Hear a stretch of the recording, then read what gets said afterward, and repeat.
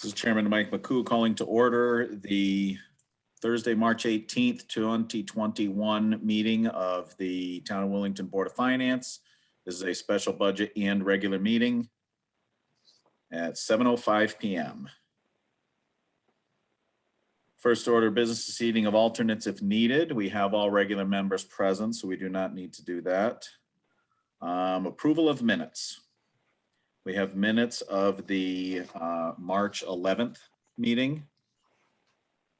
Again, thank you to Marissa for detailed minutes. I do not have any additional corrections. Any other members? Move to approve. Can I get a second?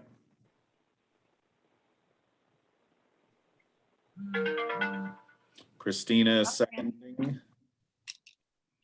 All right, any discussion on the minutes, additions, corrections? All right, Marissa, call the vote. Christina, Yes. Matt, Abstain. Jeff, Abstain. Stephanie, Yes. Pete,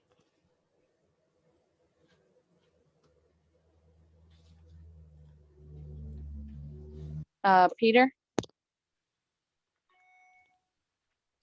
Oh, he's just entering the room again now. Mike, Yes. let's get Pete back on speaker.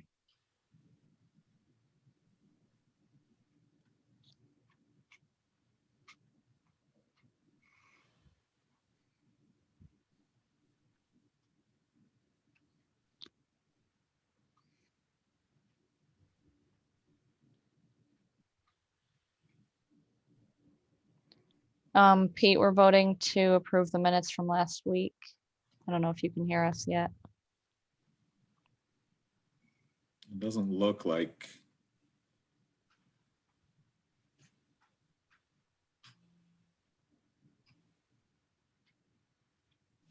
May have to resort to signs. Yeah, I just don't know that he can hear us to know we're asking him to sign.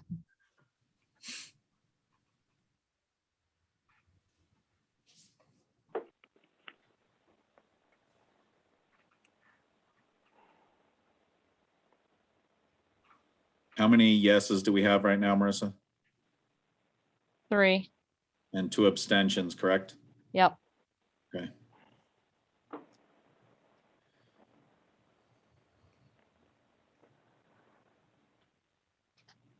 Pete's coming in on a different device.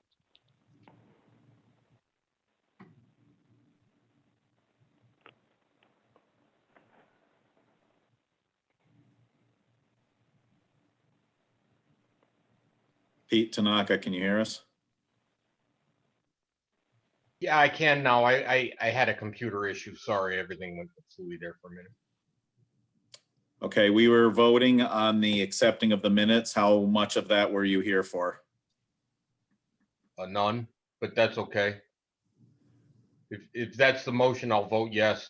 Can I do that now, or are we waiting to hear? Yep, you're All right. the final vote. Thank you. All right, thank you. We're on to present to speak. Public participation is desired and encouraged. Speakers will be limited to time and appropriateness of comments to maintain progress, stay on topic, and maintain decorum. Having said all that, anyone who is in video who would like to speak and present to speak, wave your hand, and then we'll get to the phones or non-video after. Mr. Anderson? Yes, good evening. Peter Anderson, Conservation Commission. We'd just like to take a couple minutes to bring you up to date on the proposed Mason Road open space purchase. Couple things regarding the grant, and I'll let Kathy fill you in on that. Thanks. First of all, wanted to let you know that we've been in touch with Deep on a regular basis, and the timeline has changed again for when they're going to open the next grant round. We were hoping that we were going to hear in February that they had opened it up again when they made the awards for last year. But they've decided to have a public comment period on their application process. And so they anticipate opening up the next grant round starting in May, which would mean that the applications would be due by the end of October of this year. And then the awards would typically be announced April of 2022. And of course, once the awards are made, there's still a process whereby the town would have to submit an A2 survey, which we'd have to have done at that time, along with some other paperwork to process the funds. So we would anticipate closing on the property of everything, if everything goes as now planned, at the end of 2022. So we're going to be in touch with the sellers to discuss this with them. Hopefully they'll be willing to wait for the extra time. And also the other thing that we learned is in February when they made the grant awards, there were 37 applicants last year, and they decided to try to fund all of them. So instead of giving them the typical 50% grant match, about a third of them got 40% and 2/3 of them got 30% of the match for the land purchase. So we just wanted to update you on where that grant process is. And just one other short thing then regarding the appraisal. I mentioned at your last meeting that we'd had an appraisal done. It is in line with the seller's asking price, so we're going to leave it at that. And I know you've got a lot of stuff on your plates, but if at some point in the future you'd like to see the appraisal, I can forward you a digital copy of it for you to look at. It's about 77 pages. So anyway, that's all we have to say at this point on that issue. Again, thank you for all you folks do. Thank you for the update. Okay. Other present to speak who are in video, wave your hand. Peter Latinchich.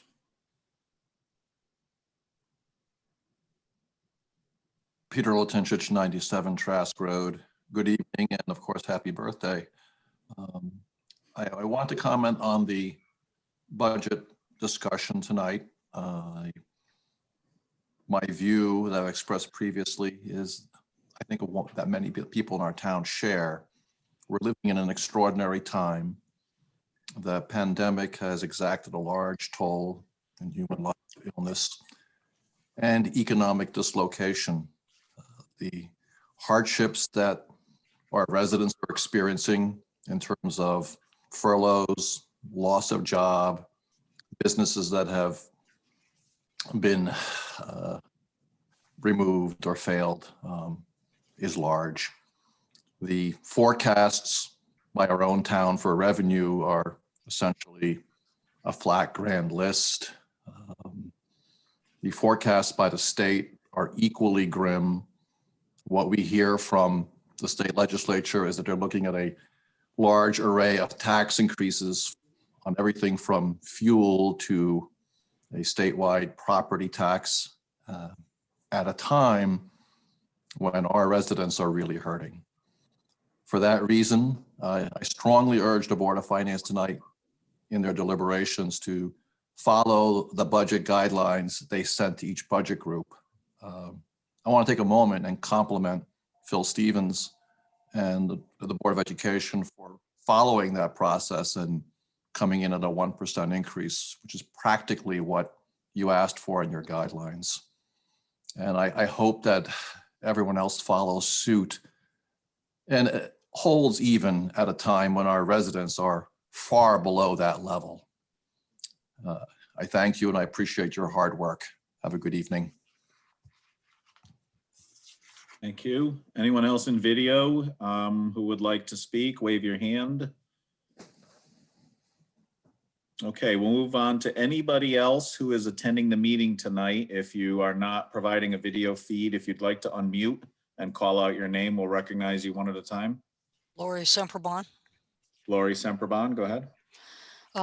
Okay, I'm calling in as a citizen, even though I also am the town treasurer.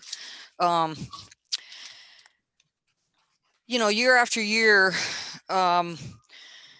we hear about no increases. I mean, we have been on very limited austere budgets for 10 years, and I understand. I don't like paying taxes, and I know that it's a hardship for people, but we also have to support the town and the functions of the town in order to have good services in this town. We need to support what's needed. The public works needs that extra person. It's not a luxury. They're not padding their budget with something that is just, so they can have an extra person to do miscellaneous. They need this person. We have low salaries here compared to other towns. And we have a lot of hardworking people. We have people in this town who give a lot and work beyond 40 hours if they're full time. And I think we really appreciate those people. But we have people who also come in and get trained and then leave for a lot more money elsewhere. And if we're not willing to support, and again, we have a good town, we have good people working here. I mean, everybody working in the town office building are hard workers. And it frustrates me that year after year, we have to go by the most austere budget because we have a couple of very vocal people who make that very clear. We all want to balance the need for services with not paying high taxes, but we really have to consider that we're getting to the point where it's really difficult to function. As and the more people we lose, if we start to lose more people, you're going to find that the town can't really function very well. So I just really hope that I know we have to consider costs, but I think we also have to consider supporting what's needed in this town, including public works and including some other increases that have been put forward. Thank you. Thank you. Other members of the public attending the meeting would like to speak, unmute and call out your name, please. Hello, Jim Bulick, Laurel Drive. Go ahead, Jim. If I remember early on, just before I came onto the Board of Finance, there was we looked at a bunch of neighboring towns, and of course there's variances in mill rate and all that. And I've looked at it very recently, and there's still these variances. But if you look at what happened over time, 7, 8, 10 years, the variances are still the same. Meaning every town in our area, our neighbors, have increased their spending, maybe perhaps 5 or 6 mills. It's fairly consistent. We are not underspending compared to our neighbors. I would say we're all probably in the same economic growth or malaise. So this is just strictly a mill rate comparison and looking at. And as you know, there's two sides to that coin. It's a spending component and an economic component. But if you look at the area, the growth in all the towns in our area, and I'm talking Tolland, Stafford, Union, have grown over the last, I want to say 8 to 10 years, probably about 5 to 6 mills. So my concluting point is our spending is not any different or out of whack compared to our neighboring towns. Thank you. Thank you. Anybody else present to speak? Unmute and call out your name.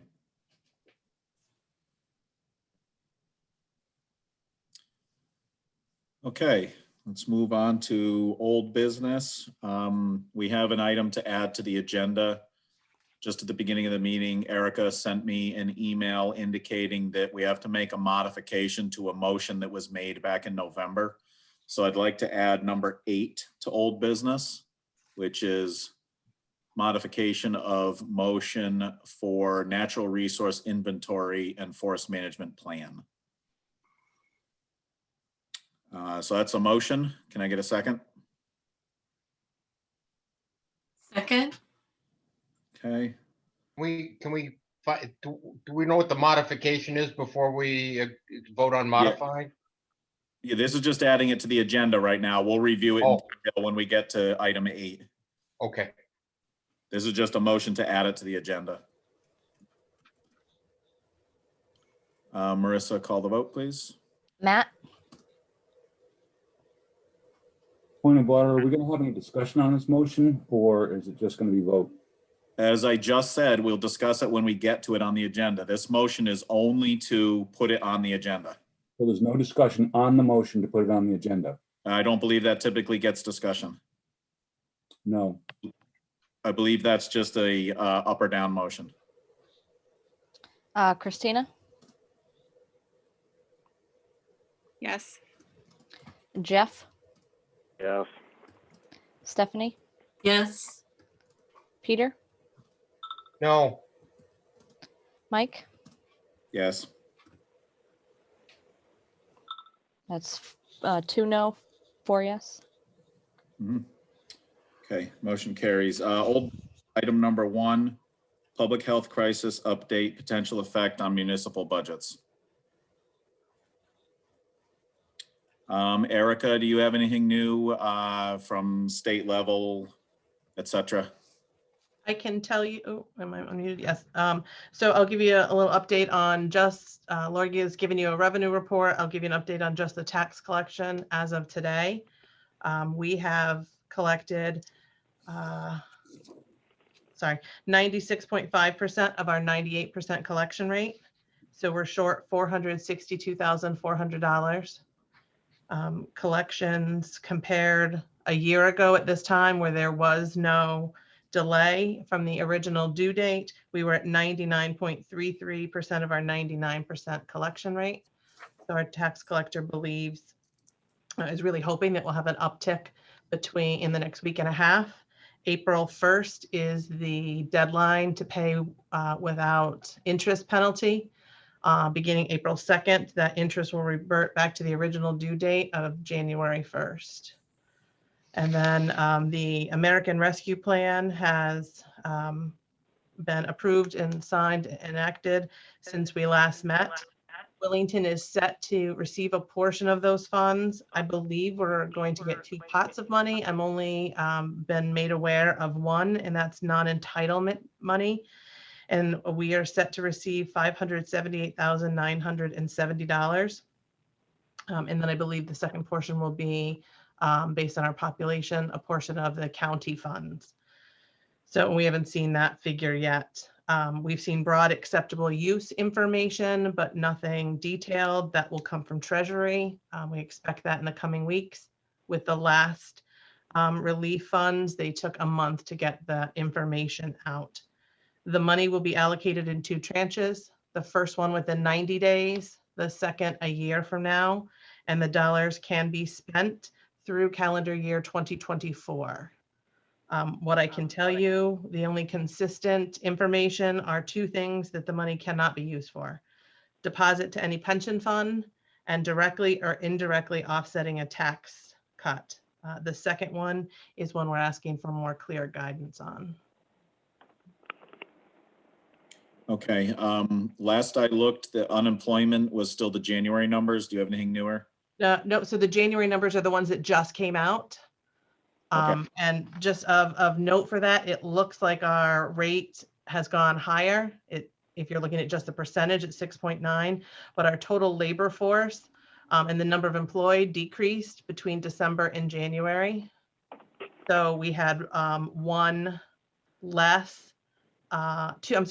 less unemployed individuals reported in those numbers, but because the overall labor force number declined, the rate was now 6.9 instead of 6.6%. Okay, so we're basically holding steady Pretty much. where we were in December. Okay, anything else that you're aware of on the effect on the budgets? No. No, okay.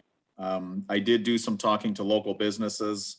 There is optimism, I guess, cautious optimism, because of some of the relief to the restaurants on being able to have more capacity and on the weather turning so they can start to use outside facilities. I'm not trying to paint a rosy picture, but I think we've been fortunate in Willington. And it looks like we're heading hopefully in the right direction. Any other board member thoughts, discussions on this topic?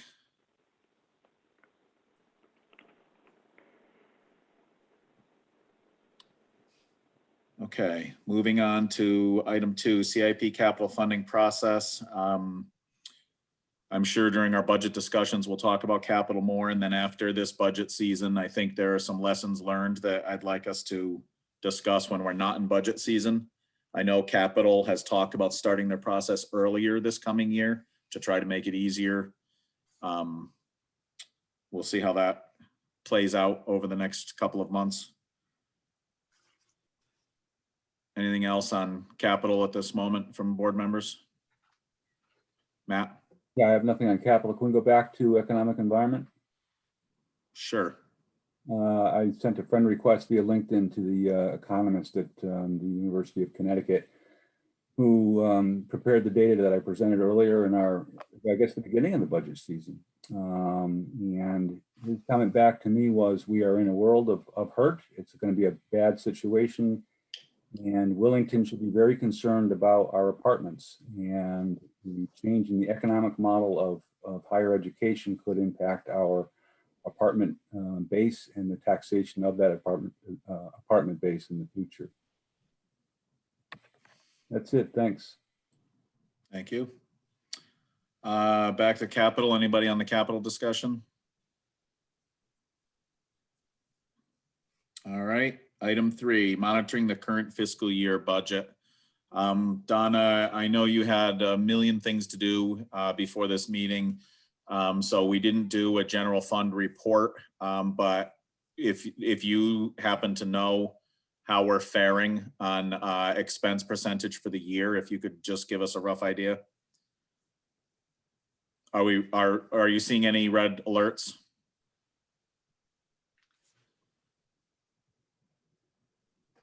Thinking that was a no. You're muted. You're still muted, Donna.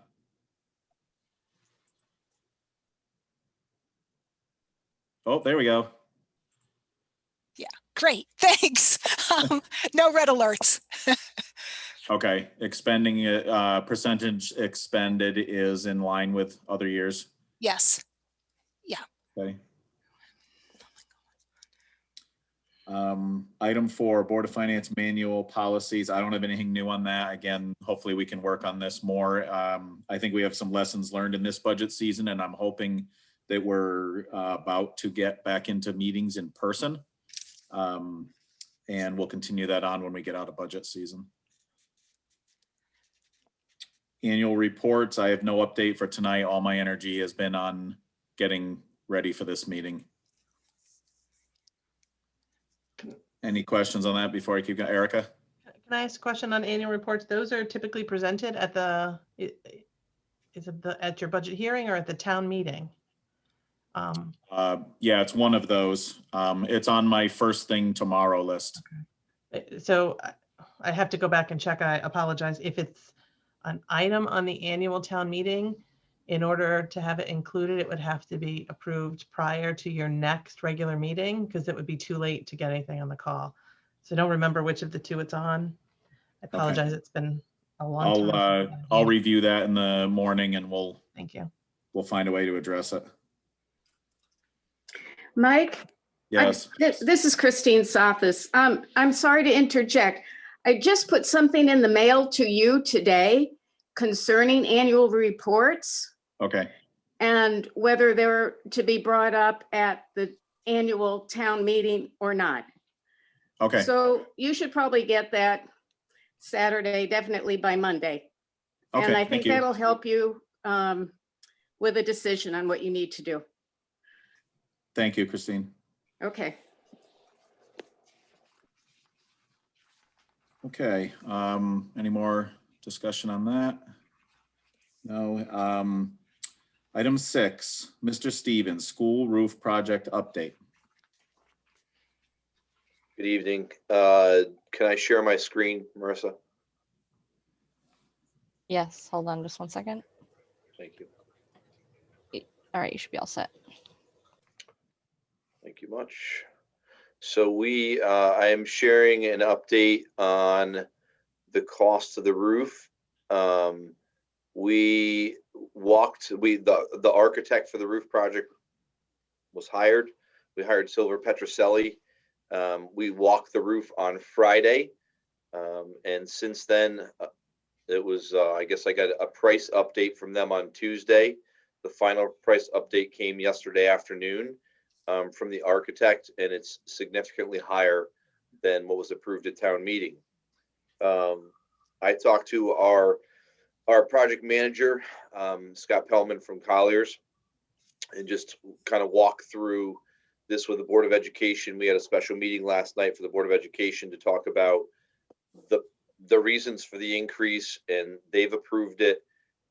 Remember, this is one of those projects that to apply for the grant, you have to follow their processes, and you have to have the full amount allocated for the roof project to apply for the grant. So the initial cost that came in was $17 a square foot. And when that was when we had the original number. Since then, some of the things that were not included that they noticed when they did their walkthrough are listed here. So number one is brick repointing.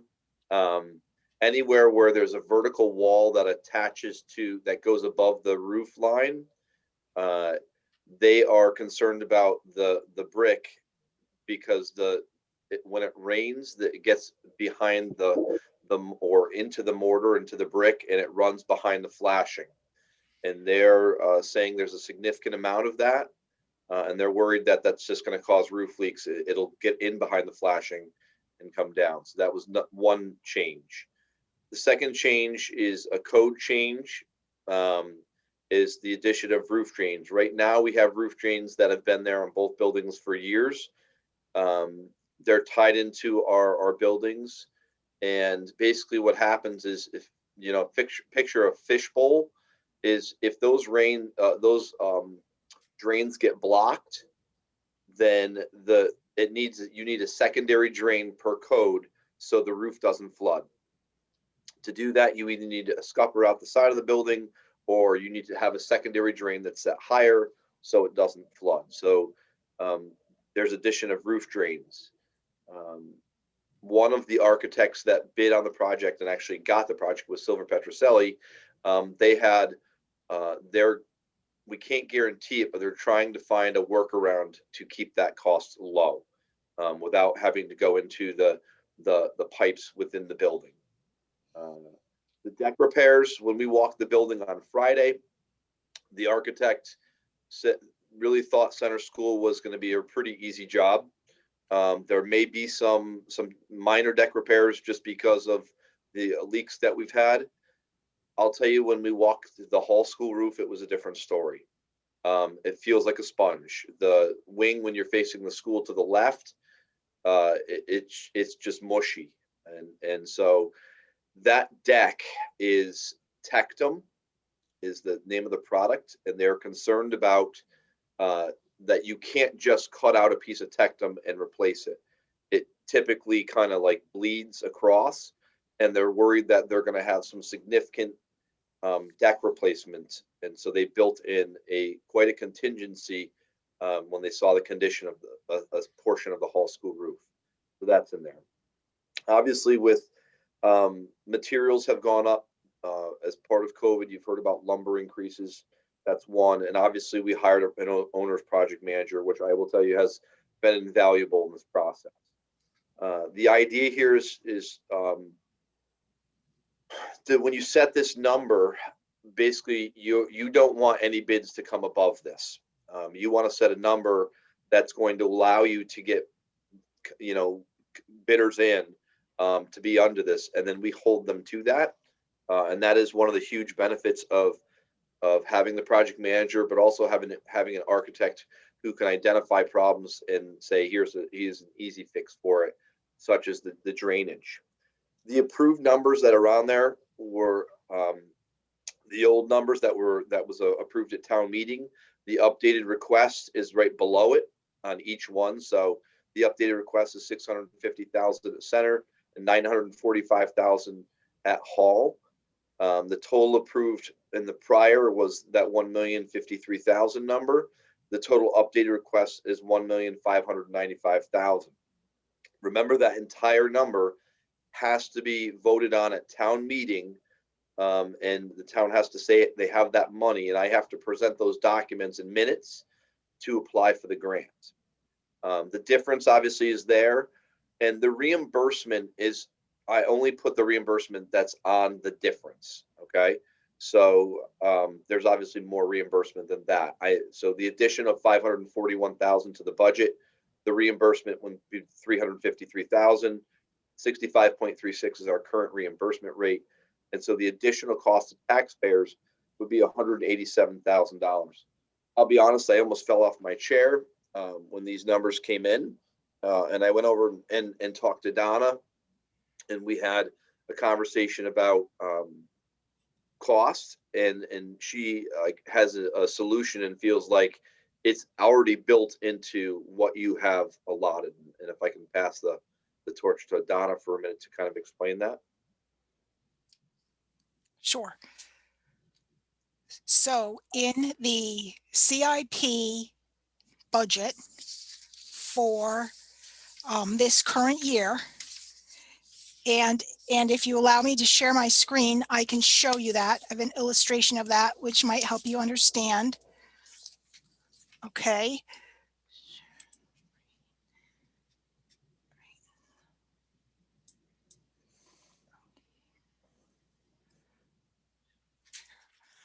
Okay, so you should be seeing the accounting in the reserve fund in the capital budget. So under the capital reserve or general reserve, this year we had appropriated this 1 million, and we figured in the reimbursement. So the cost to the taxpayer is budgeted for 372,000. And following that are the projects that are in the out years in the CIP. So the expenditure of 372,000 is right here. And then you can see that the addition that we put in this year, and the green line is the balance in the capital reserve. And then you can see as we go through the out years, the projects that we have planned for, that there is enough money to cover the projects. Now, this number has been updated, and here is the cost update showing the new total of 1.5 million. And here is the net cost coming out of the general reserve. And when you follow it down through the out years, there is enough money to support the cost, the additional appropriation for the roof replacement projects.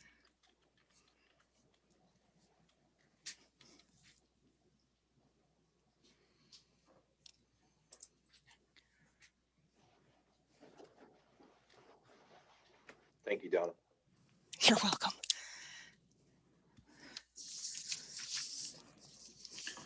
Anything else, Mr. Stevens, or you're throwing it back to us? Yeah, I mean, that's the background. I think the next step is what you do with it. Erica has a tentative Board of Selectmen meeting tomorrow because we'd have to call another town meeting and to see if the town would approve it.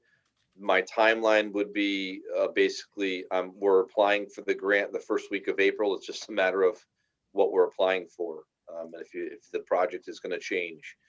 Obviously, the budget of the total budget being almost 6 million. The intent obviously is not to spend all of that. And one of the things I'll tell you is that we have seen some of the square footage, historical over the last 2 years. We looked at multiple companies, and the range is literally $16 a square foot to $28 a square foot. It is all over the board. They put in, this budget has a square foot total for Hall School of of Center School of $22 a square foot for the project, and Hall School for 23. We hope it comes in lower than that, but that's the number that is built into this budget right now.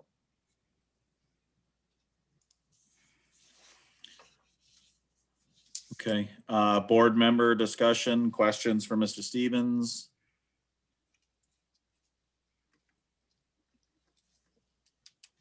I just would like to ask Donna, if just to draw you out just a little bit, I'm not sure I totally understand. I just wanted to ask, so are there projects we won't be able to do that are in those out years? Because No. we're going to be spending it on the schools. Okay. No. Everything that's planned for in the out years can be done. Okay. So can you explain the magic a little bit more so I understand how that works? Yes.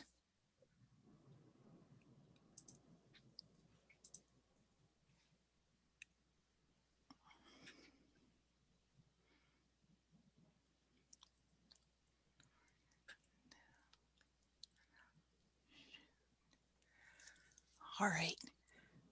I closed my spreadsheet.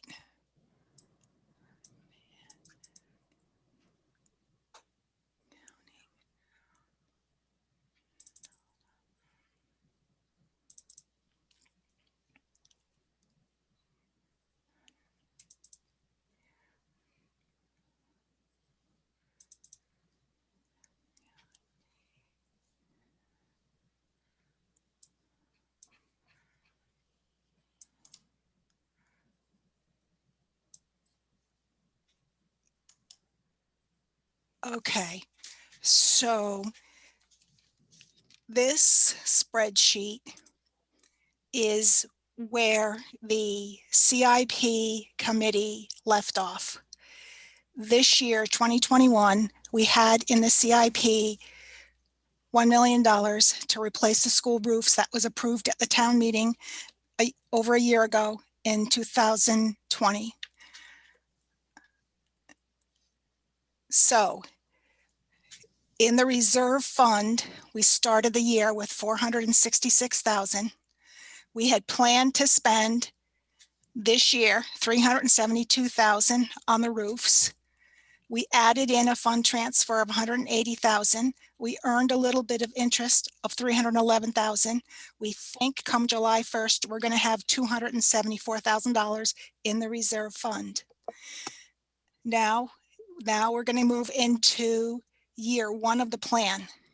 And the committee identified projects of $122,000 to spend.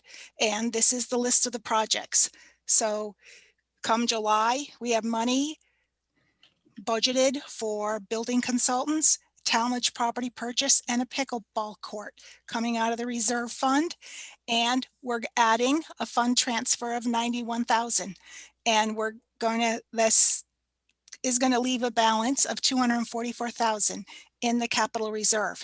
And this continues year two of the plan. The committee identified $341,000 worth of projects. And so here's the list: window replacement, assessor reval, clock at center school and PA system, hall school PA system and clock, paving hall school parking lots, $100,000 and $60,000 for a boiler replacement. That money is budgeted to come out in year two, and we're adding $290,000. So this is the idea of what's happening year two, year three, year four in the CIP plan. And the green line is the balance that's in the plan after we spend the money on the projects and after we do our fund transfers. Okay. So now this number right here, that this was supposed to happen this year, our old price of 1 million. Now I've just updated the spreadsheet to show that if that number increases to almost 1.6 million.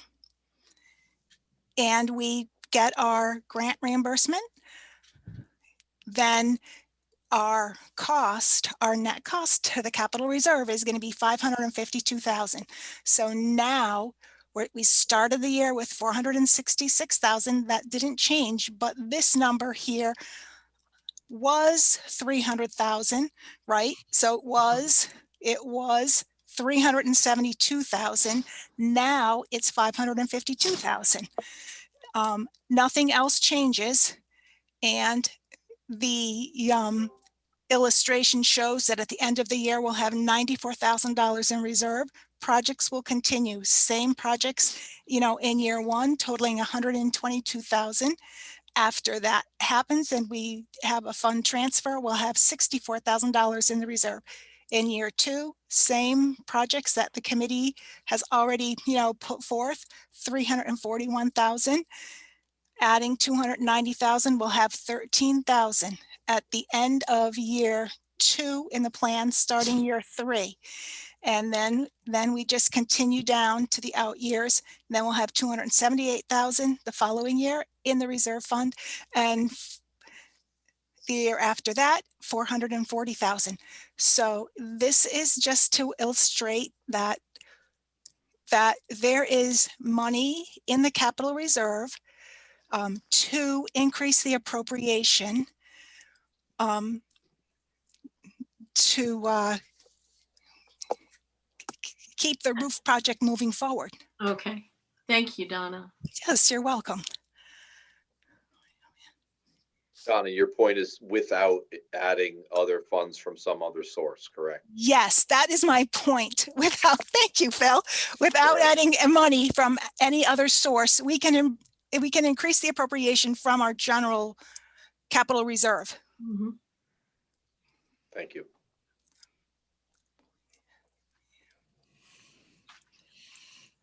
Okay, other questions?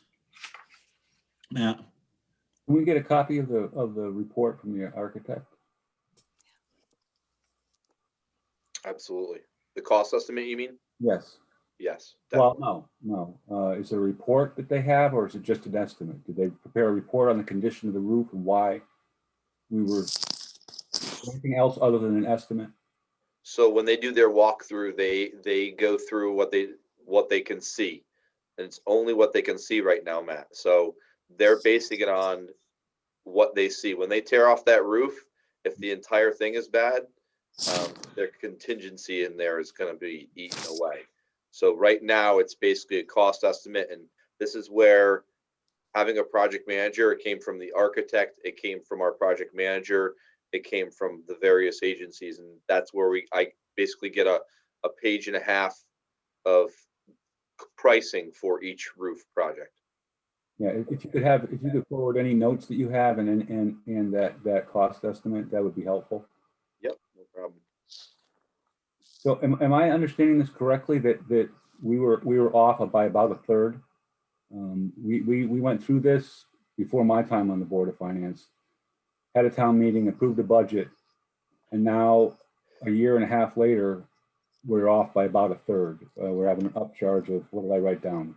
$540,000 from the original cost estimate. So I think one of the big things, Matt, was this historical. When they do these cost estimates, they look at their historical data around that time. What's been done in the last year or 2 years, and that was the average. The going rate at that time was in the 14 to 20 range, and so it was put in at 17. And now it's 16 to 28. So that's a piece of it. But the other pieces are, materials and additional things that were, until you get on the roof and you see those things, they wouldn't know. I find it like astounding that we can bring to a town meeting a budget to repair the roofs on our schools, and a year and a half later, it's off by a third. Then that means that the estimate that was prepared previously lacked due diligence or something, because the roofs deteriorate that much over a year. I mean, did the cost increases happen? I mean, the labor rates and things go up that much over a year and a half? I'm dumbfounded. I'm really shocked. Also, I had a question.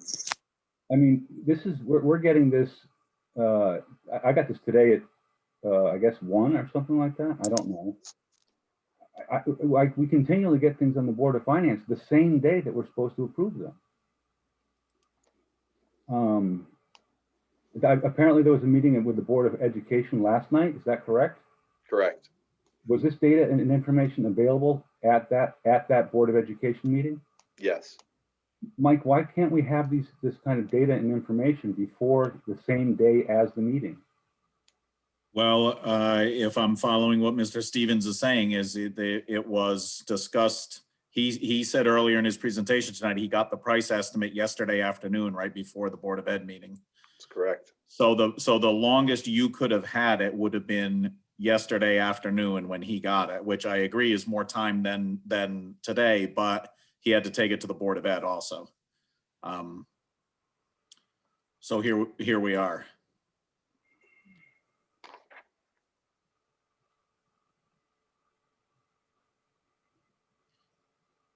So the agenda item, roofing update on our agenda for tonight was just supposed to be a short 1 paragraph. Here's where we are on the roofs, and it turned into a 1/3 increase. Is that correct? Well, a combination of those. Mr. Stevens contacted me earlier in the week and said he was going to have an update because he was doing these walkthroughs and all this process with the people. And he did say he was concerned there might be a price change, but that number, we didn't have that until he had it last night. Correct. So he just asked to be on the agenda. And so I said, okay, I'll put you on the agenda. And Matt, that's where, I think if there's any additional communication that I could have provided, it would really just be to say that, and this is what I shared with my board and why I emailed Mike. I received the information from the project manager, and he said, look, I'm concerned about the amount of money that you have budgeted for the roof, and that it's really low for the current time. And so when he did his estimate, and he actually called in some favors from other places because it was what he thought was significantly off. And we pushed the architect. The architect was approved on Tuesday night at the board meeting, last Tuesday. Hired on Wednesday, walked the roof on Friday, and gave us our report yesterday afternoon. And following up on a separate part of this, we're being asked to approve this. I mean, I don't know. No one's made a motion, but I think we're going to be asked to approve this tonight, and then go to a town meeting or a board of selectmen meeting or a special meeting of the Board of Selectmen. Is that right? Selectmen would have a special meeting to call this to a town meeting with the specific language of the increase, and then it would have to pass town meeting. If it fails the town meeting, I don't apply in April, and we have to figure out what the pivot is. And the Board of Selectmen special meeting was sent out at 12 o'clock today. Because she found out, correct, because I asked Erica as soon as I couldn't do it until my board approved it. So my board approved last night, and I told Erica, look, if we can, the faster we can get a special meeting in, it will allow me still to apply in April for this grant process. Because I think if we miss the April window, we're probably going to miss the summer. And the net result here is that the people of Willington have no knowledge or don't know that this meeting, the Board of Finance meeting, was to tackle something like this tonight, because it wasn't specific on our agenda. And now the Board of Selectmen special meeting is, I think it's for 12 o'clock noon. So I can address that, Matt. That meeting is called in the event that there is an appropriation and the need to call a town meeting. If this board makes no such appropriation, then the Board of Selectmen meeting to call a town meeting is irrelevant, and we would cancel that meeting. We put it in place so that it would allow, if an appropriation goes through, for then this to go to town meeting so that they could apply within the time frame, in the window of the beginning of the month, and then the project could move forward. If this board decides not to have an appropriation, then my board would cancel our meeting. There would be there's one agenda item. There's nothing else to be done. Yeah, okay. Ooh, sorry. Mike, if I may, Yes, go ahead, Pete.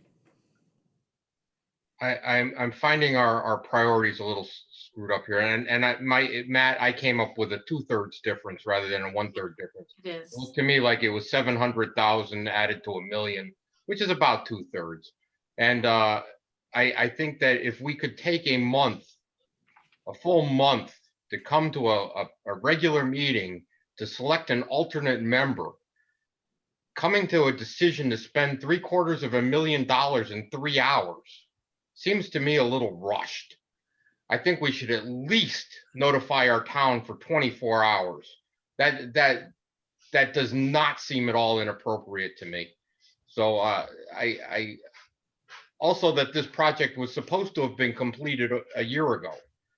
And at that time, we were told that the decking was fine. I distinctly remember that conversation. I believe it was with you, Mike, that there was steel decking, that we were going to be fine on that, et cetera, et cetera.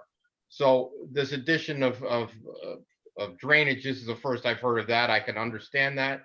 But I think if we don't notice our town by at least 24 hours, I think that's completely inappropriate. Thank you. I'd like to comment on that. I agree with the concern about timeliness. And of course would be better for the taxpayers to have the opportunity to participate in this meeting on this topic in a more knowledgeable fashion. I agree with that completely. But keep in mind, the difference between picking an alternate member is we were making a decision, a final decision. This, we are not making any final decisions. We are only saying, send it to the Board of Selectmen so they can send it to the taxpayers. In which case the taxpayers are warned and they're asked to participate in a meeting to make the decision. So it's not like we are actually going to appropriate money tonight. No, but I would assume that the town would take seriously our recommendation.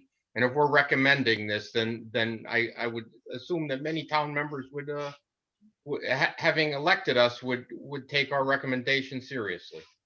Thank you. Understood. Matt? That's the second time that this has happened, where the argument has been, we're not appropriating money. The people are going to have an opportunity to discuss this at the Board of Selectmen. This is a separate body, a separate decision-making unit. Why are we shaking our heads? If you're talking to me, the Board of Selectmen is not going to decide this. The Board of Selectmen would only call a town meeting where the discussion would happen at the town meeting. There would be no agenda item for the Board of Selectmen to discuss an appropriation. The people of the town of Willington should have the opportunity to participate and make their thoughts known and view the conversations on the Board of Finance and then on the Board of Selectmen when the Board of Selectmen makes their decision to hold a town meeting and in the town meeting. Saying that we don't need to do this right because they're going to have an opportunity down the line, to me, is hollow. I don't like it. Well, just to make a point here, the implication that we're saying we don't need to do this right to push it down the road is absolutely incorrect. We're following the correct procedure here. I agree it's rushed. I agree that it would be better to have more time. I'm just saying, let's not cast aspersions and twist the words to say we're not following a procedure correctly, because that is absolutely not true. It's an opinion and it's not twisting words. It is when you say we're not following a procedure correctly, that is specifically saying we are doing something incorrect, and we are not doing something incorrect. In my opinion, we are doing it incorrect. And not giving the people of Willington the opportunity to fully participate and view the decision-making process for the appropriations in the Board of Finance, then when the town meeting is called, and then for the town meeting. To say that they're going to have an opportunity later on, to me, is not the correct way to go about it. That's my opinion. Okay, well, I'm just advising you as the chairman that it is not an incorrect procedure. It may not be desirable. I even agree with you that it's not desirable, but I'm going to be clear, and I will continue to be clear, that we are not committing a procedural error. And you can have your opinion of whatever, but it is not a procedural error, and that needs to be clear for the record.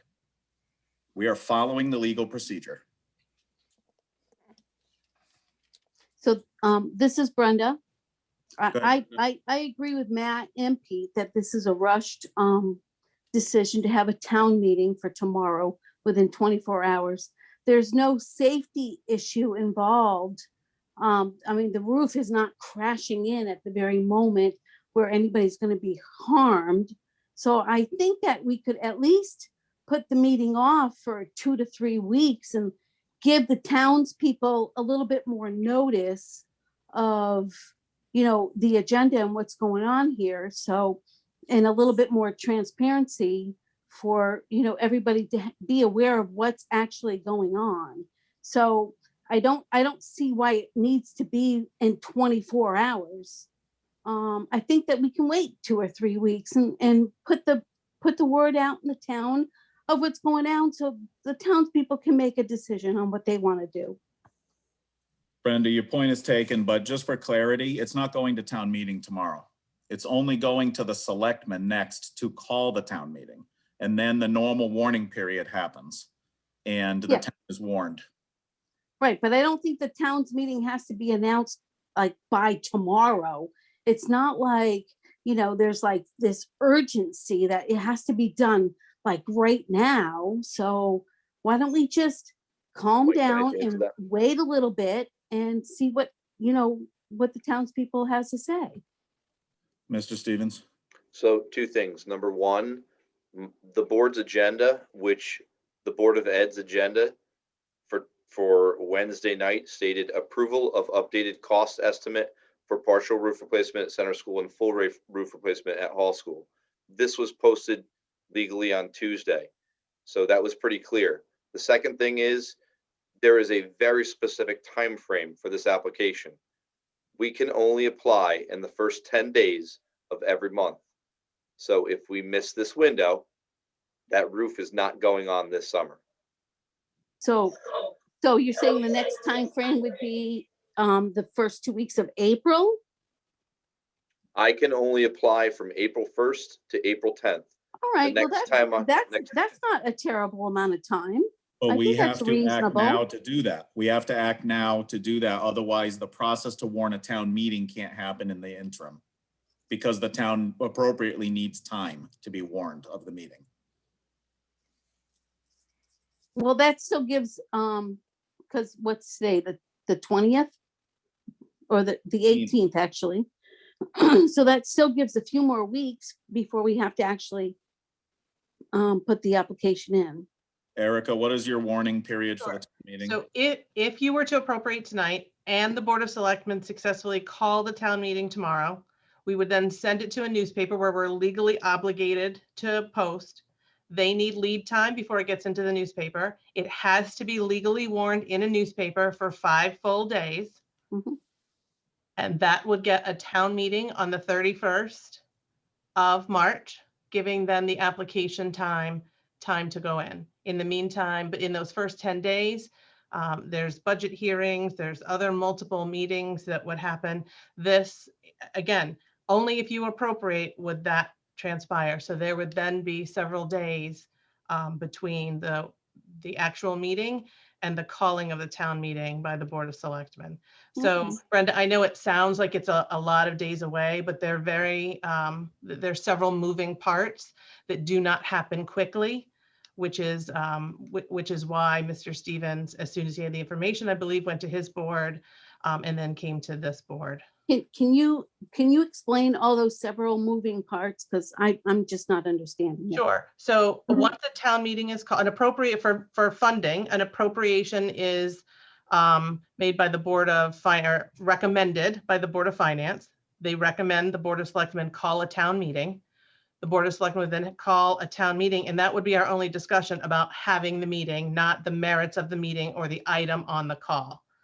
And then once that has been successfully called, then there needs to be that call of the town meeting needs to then be sent to a newspaper for printing for 5 full days. Any newspaper looks for lead time in order to get it into their newspaper. And then the town meeting can successfully happen. Okay. Okay, thank you, Erica. One of the things I want to make sure that we're separating out, there are really 2 issues here. One of the 2 issues is this timeliness that we're all talking about. The other issue is sort of the shock of this cost change. And I think that's very concerning to me. I think it's also overrunning the process thing because the shock of the cost change is making us say, wow, we really need to figure out what happened. I'd like to make sure we're keeping those as two issues. They're related, but the cost change to me is huge, and we should clarify the number because we had two different versions of the number there. The cost change can, Mr. Stevens, would you just clarify what the cost change is, the gross, not the town share?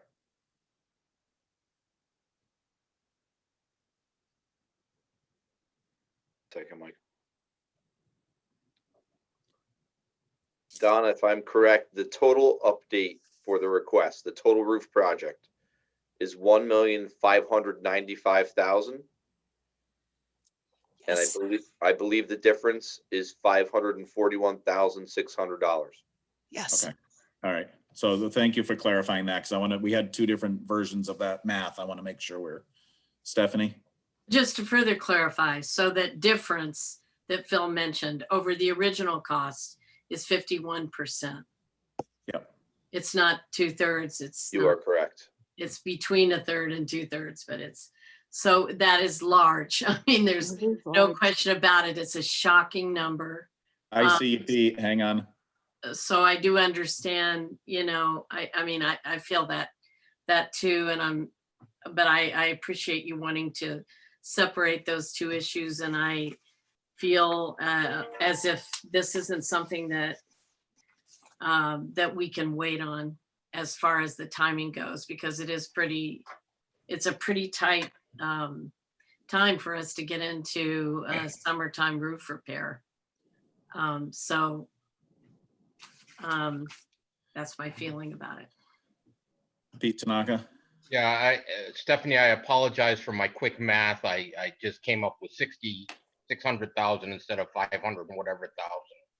That's where I came up with 2/3. So I apologize for my misallocation of funds. Yeah. Secondly, as far as timing is concerned, Mike, I would suggest we table this until a special meeting on Tuesday. I think that an extra 3 or 4 days probably wouldn't hurt us in the spending of $500,000, and $500,000. I'm not seeing as chump change here. So I would really like the extra, couple of days. I'm not asking for weeks here. I'm not asking for a special, a regular meeting. I just want a couple of days to kind of digest $500,000 before I vote to spend it. I want to assure you that I am very much in favor of this project. I was in favor of this project when we first voted on it at $1 million. And I believe at the time I was in favor of it spending the $1 million, even if it meant that the town footed the entire bill. So that I want to assure everybody I'm fully in favor of this change, this bill, this fix. But I just 3 hours to spend $500,000 is just not making me comfortable. Thank you. Other board member comments, Matt? I agree with you, Peter. I'm uncomfortable moving forward, and I think we should call a special meeting for Tuesday. I guess that's the quickest we can get one together. I agree with Peter too. Erica, what is our timeline if we moved to like Monday or Tuesday? What's our timeline for the rest of it, for you to have the Board of Selectmen do their part and then get the newspaper? I really have to look at it and make sure there's availability, but it would probably be looking like not a town meeting, not till the 7th or the 8th of April. Okay. I can tell you their, meeting commitments on the 5th. Their budget hearing is on the 6th. School building committee on the 7th. And I don't know from Mr. Stevens' perspective if 2 days is enough for them to get an application in by the 10th, which is a Saturday. I would ask that question. I think that's probably the more important question, because I keep hearing him say if we miss this window, then we miss the opportunity for another year. Mr. Stevens, can you comment on that? Yeah, I mean, I haven't done the application yet process, but I know that I have to have the town clerk stamped basically approval of this in my application. And so if you do this on the night of the 8th, I basically have 8 hours on Friday to get that work done and submit the grant on Friday. Okay. Lisa?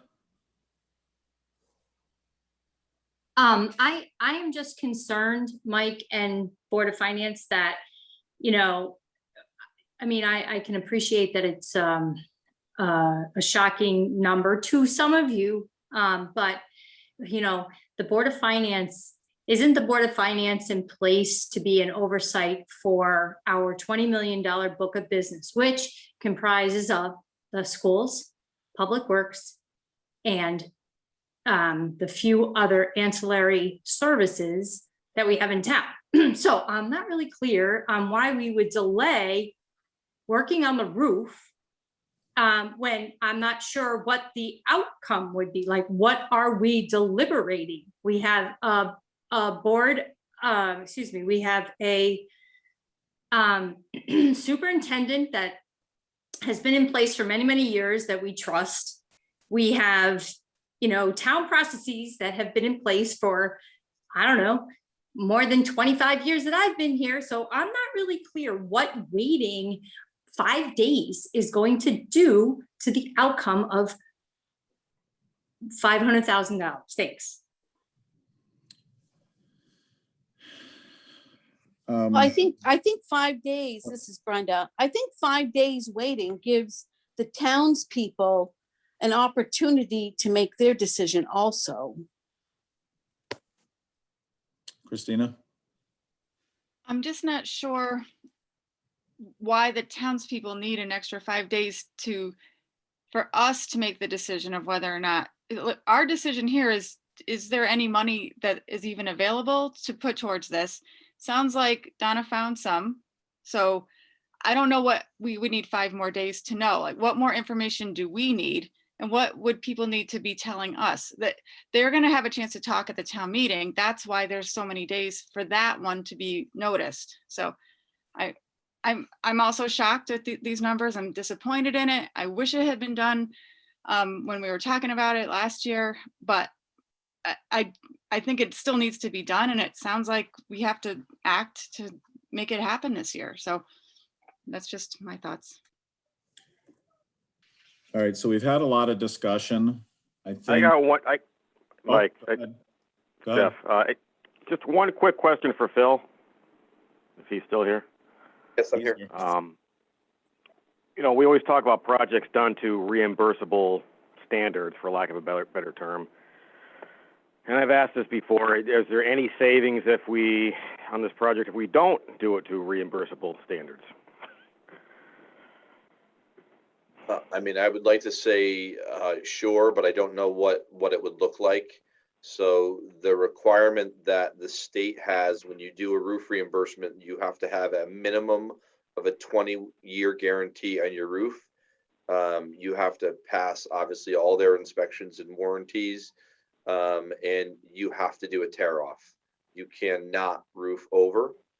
And that's one thing that, you know, is the unknown here. I mean, the two big unknowns when you do a roof project is what's underneath when you tear it off, and your environmentals.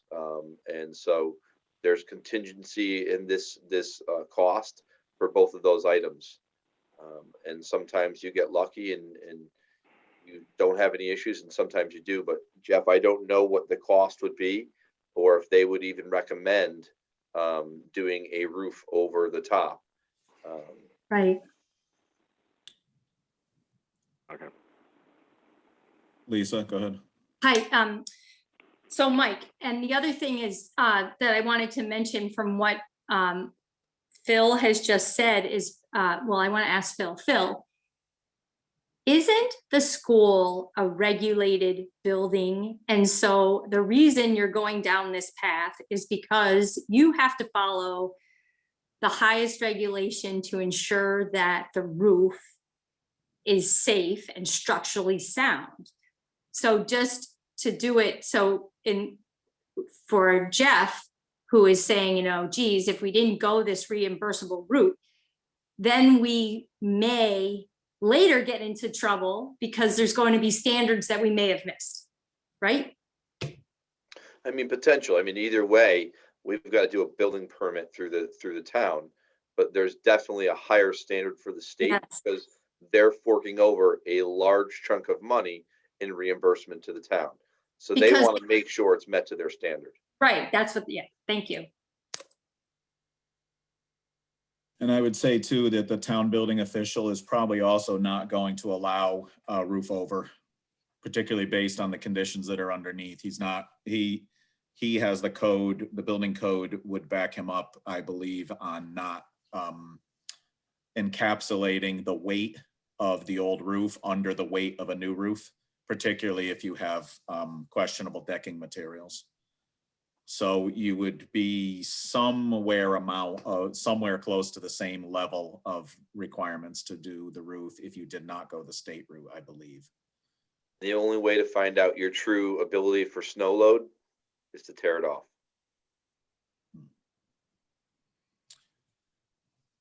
Okay, Stephanie? I'd like to move that the Board of Finance recommend that the Board of Selectmen call a town meeting to increase the appropriation from the Capital Reserve Fund for the Center School partial roof replacement project, which was approved on March 11th, 2020, from $448,350 to $650,000, with any state reimbursement being returned to the Capital Reserve Fund. We have a motion. Can I get a second?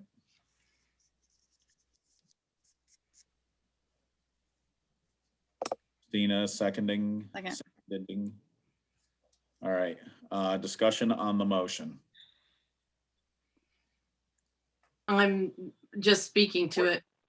I'm moving it because I feel that time is of the essence. I feel like there is a process in place, as Christina pointed out, with what the Board of Finance role is, what the Board of Selectmen role is to call the meeting, and ample time for the citizenry to participate in that town meeting, change minds and opinions there if that's what needs to happen, with a full array of discussion.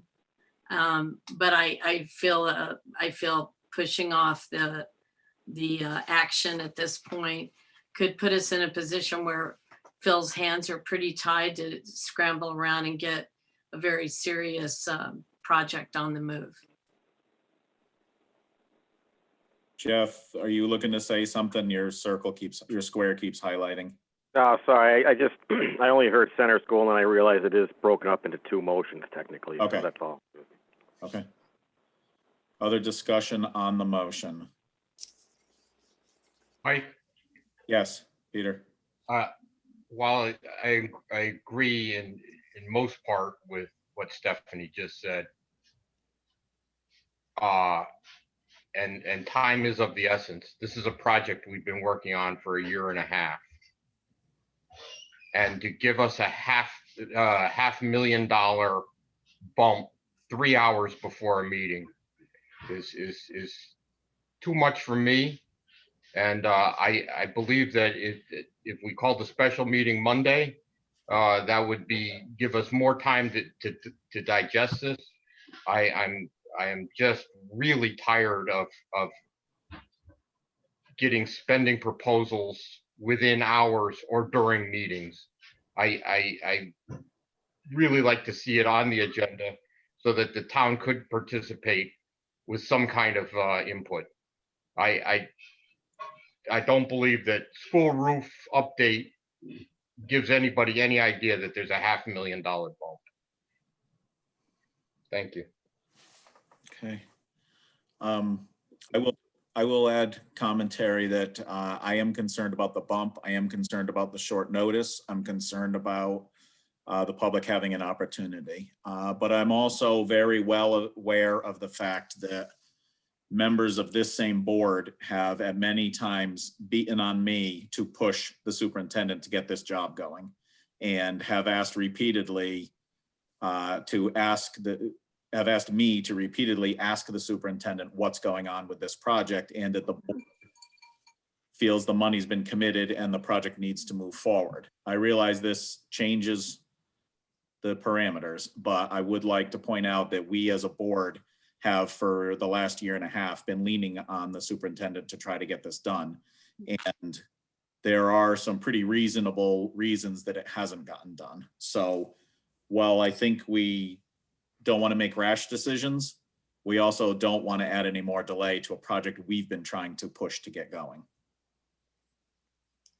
And Mike, I agree with you on that, but I feel that, you know, the Board of Finance needs to be able to have some time to review and see what the impact's going to be on next year's budget. You know, and I do feel like this may have been a neglect for many years. Maybe the roof should have been repaired many years ago and we wouldn't be in this predicament right now, but we really need time to review and think. Well, we do know what the impact is.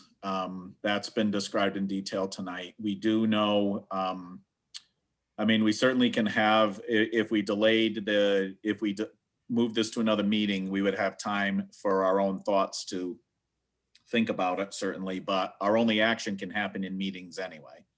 So our only business we'll conduct will be this meeting or a next meeting if this motion does not pass and we end up moving to table it. More comments, discussion on the motion? I'm Matt, Mike, I'm forgive my ignorance here, but I think that I'd like to move that we table this motion till a special meeting on Monday night at 7 p.m. Can we table a motion that's in, can we make a motion to table while we're in a motion? That's a good question. I thought it was a good question. That's why I asked it. You're gonna make me go into Robert's rules while we're here in the meeting, aren't you?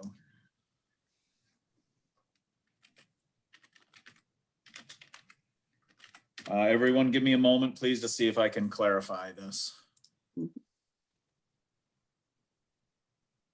Sure, I think he's gonna find that's not allowed, and we have to dispose of the motion that's on the table now.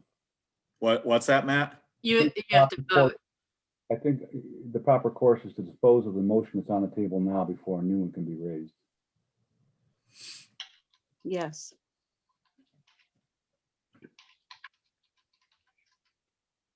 Give me just a moment to see if I can come up.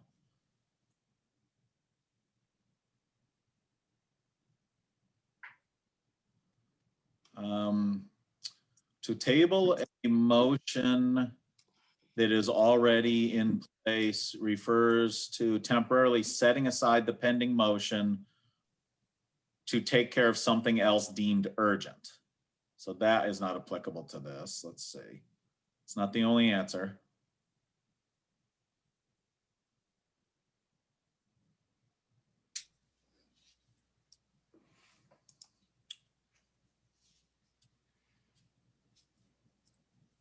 Yeah, another source also says the motion to lay on the table is a subsidiary motion and is properly used only when it's necessary to suspend consideration of a main motion in order to deal with another matter that has come up unexpectedly and must be dealt with before the pending motion can be properly addressed.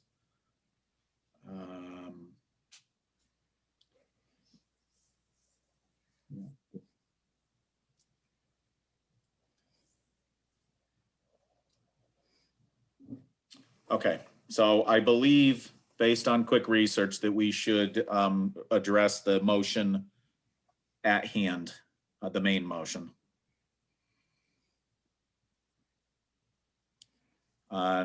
So we don't have a second for Peter's table motion anyway, so I think we can just move on. All right, any more discussion on the main motion? All right, Marissa, would you call a vote, please, on the main motion? Motion is as read by Steph, is to recommend that the Board of Selectmen call a town meeting to increase the appropriation for center school. Voting, Pete, No, Christina, Yes. Matt, No, Stephanie, Yes. Jeff,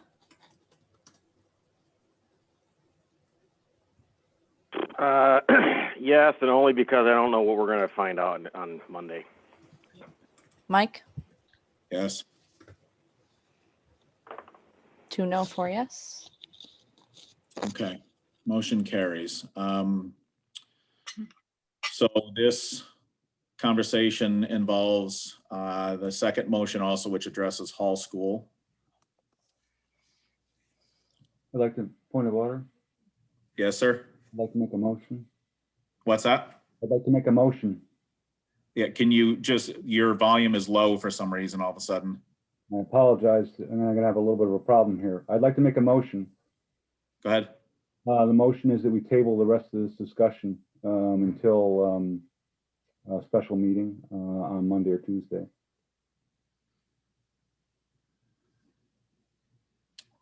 I will second. Okay, so we have a motion and a second to table the remainder of this project to a special meeting. Matt, can we, as a friendly amendment, can we leave the day out of your motion just so that we can work on scheduling? Whatever you think is best, that's fine. Okay. I'd like to leave the day flexible so we can figure out scheduling. Discussion on the motion to table the rest of this topic, which would be the Hall School roof.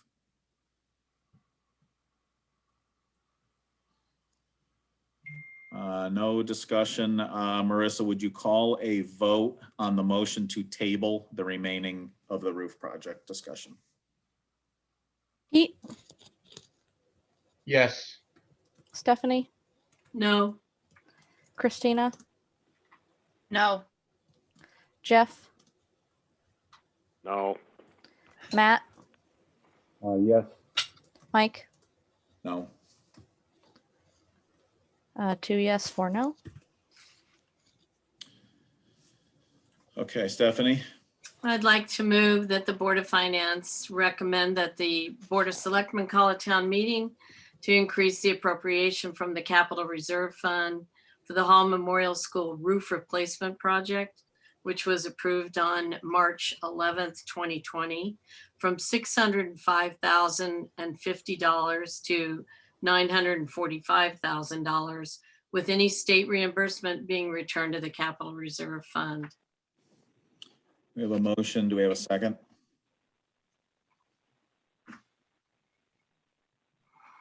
I'll second. Thank you, Christina. We have a motion and a second. Discussion on this motion. Mike, Yes, Pete? I think that people are gonna find that I'm changing my vote to be unusual. However, I think this thing needs to move forward. I'm deeply disturbed that we're not giving more time to think about it.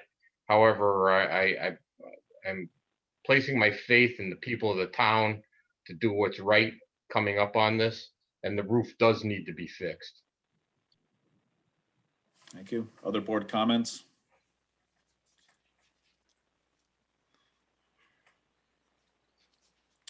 Okay, Marissa, call the vote, please. Christina, Yes. Jeff, Yes. Steph, Annie, Yeah. Yes. Pete, Yes. Matt, No. Mike. Yes. Okay. Okay. Thank you, Mr. Stevens. Thank you. Okay. 7, old business, item 7, sidewalk project, South Willington Village. This is still on the agenda, partly because of the request that we had received previously from landowners in the South Willington Village area that are north of the project limits. I don't know that we have an opportunity to take any action with it right now or fund anything, but to at least see where we are on it. And perhaps Erica, if there is any update on the sidewalk project as it is originally designed, if you would be willing to give that to us, if there's any changes. I'm not aware of any changes that would affect it moving forward. Once the full design work has gone out, and Mike D'Amato is working with DOT as they have a standalone project in that area to clarify some things. And then they will work, put an RFP out for the work, the design work. Those are the dollars you appropriated for design work. Then we'll have a full scope of the design and exactly what it's going to encompass and what will remain after that in that area. So that would be the point where we would be sure how far north this project can go based on the funding allocated. That is correct. And then if there are opportunities to work with, whether it's economic development again, or whatever the other groups are, to see if we can continue this north, that we would then step off from that point. Correct. And we'll still, continue to look for grant sources that may help fund this. So similar to this project, the burden isn't directly on taxpayers. If we, Willington taxpayers, at the end of the day, even if it's state grant funds, it comes from, state tax dollars, but the full impact on our tax dollars. So we'll continue to look for grants. Thank you. Board member questions, comments on this?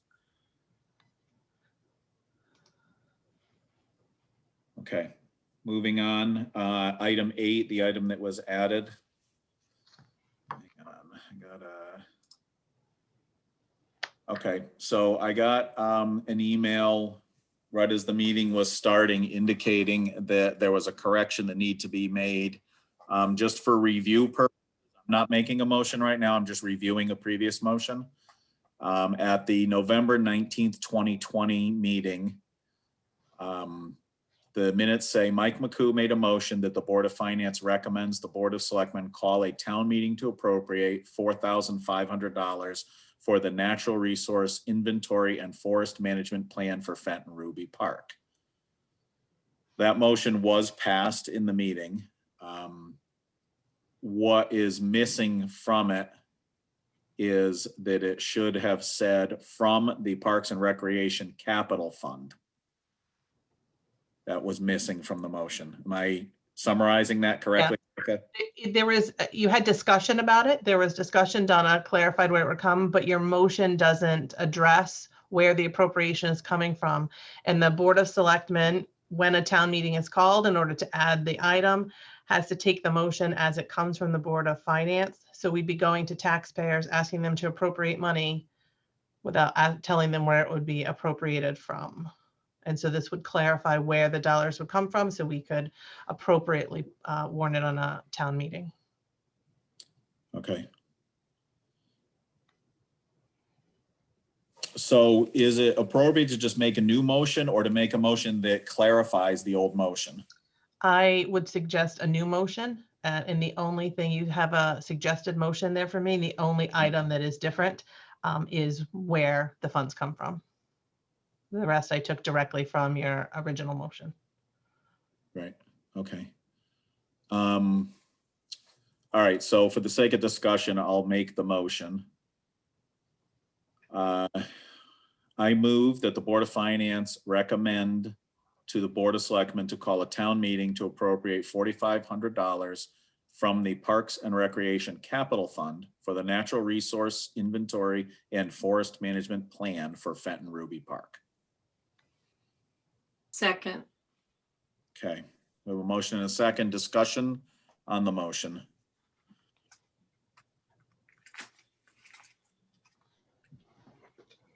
Looks like we have no discussion. Marissa, can you call the vote, please? Matt,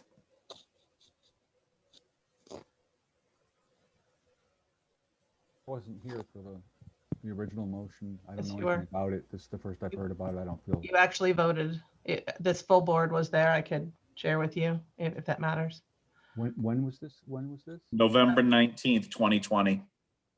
Oh, I thought it was okay, all right. Yeah, I'm not familiar with it, so I would have to go back and understand what it was, and I'm unclear, so I'm going to abstain from that vote. Okay, Stephanie, Yes. Jeff, Yes. Christina, Yes. Pete, I'm also unclear, and if we had given even the notice from the beginning of the meeting when we changed the agenda, I think I could have voted yes, but I'm gonna have to vote no because I'm unaware of what's the previous vote. Mike, Yes. 4 yes, 1 no, 1 abstain. Thank you. Okay, that dispenses with old business. New business, item 1, teachers, WEA, that's Willington Education Association, is that correct? I see a nod from the superintendent. Contract discussion and Board of Finance representation. As I notified the board members in email, they're looking for a representative from the board to participate. So I'm opening it up to the board for suggestions, thoughts, interest. Pete? Yeah, I want to say that I did this one year, and it's very eye-opening in how the town works, how negotiations work. And I'd like to nominate Matt Clark to sit in on this.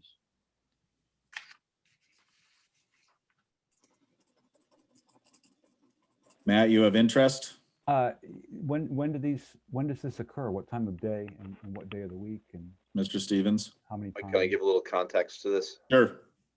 So, yes, Peter Tanaka has experienced this before.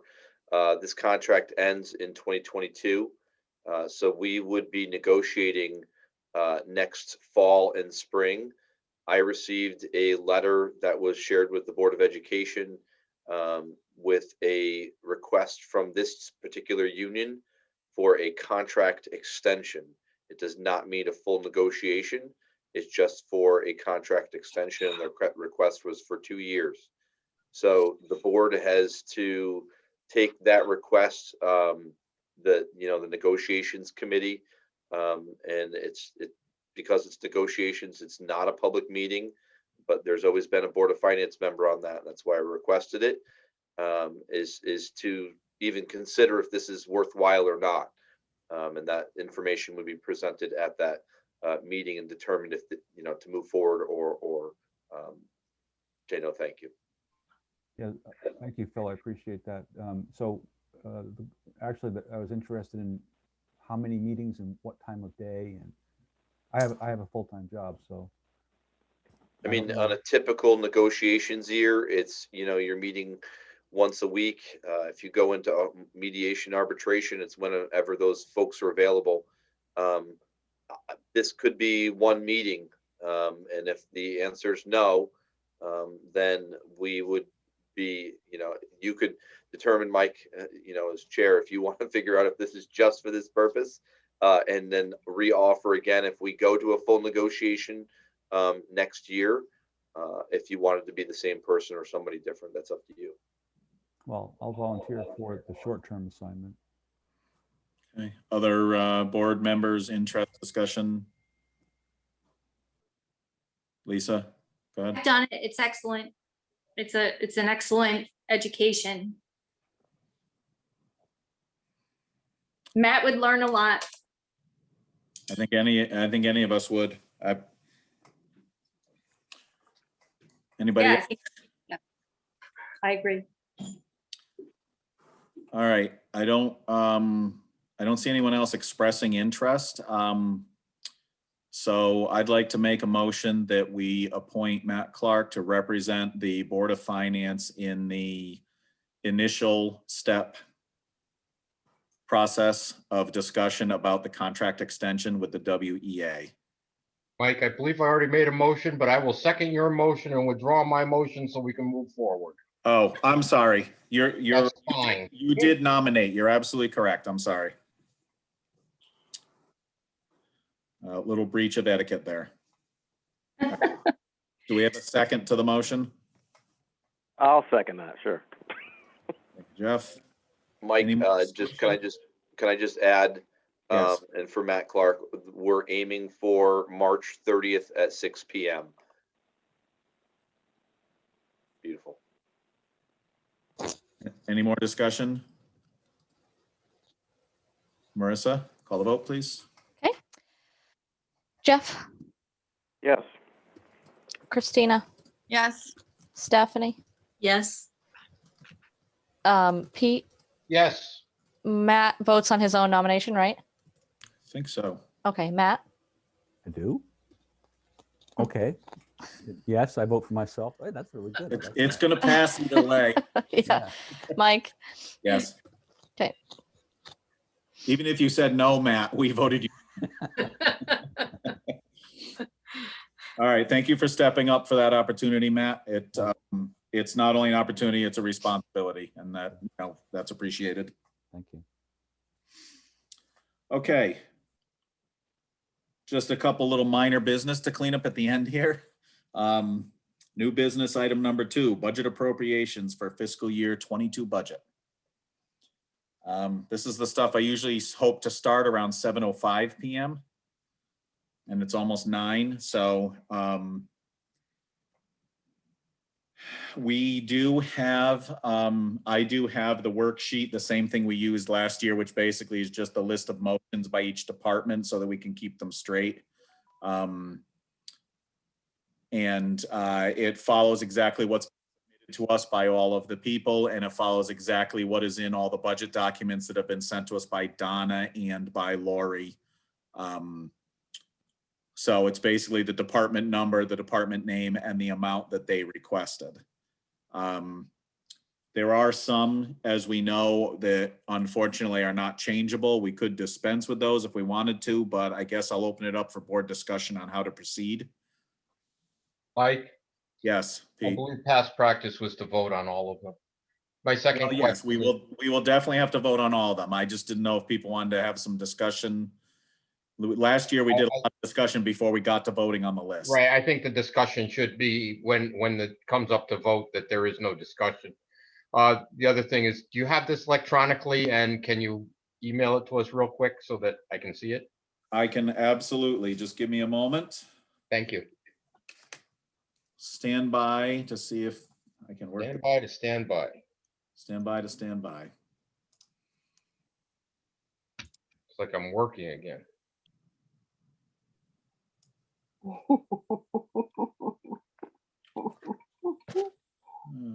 Let's see.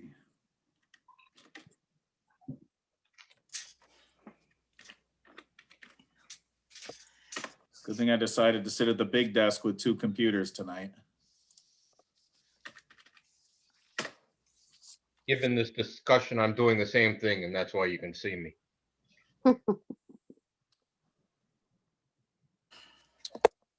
Okay.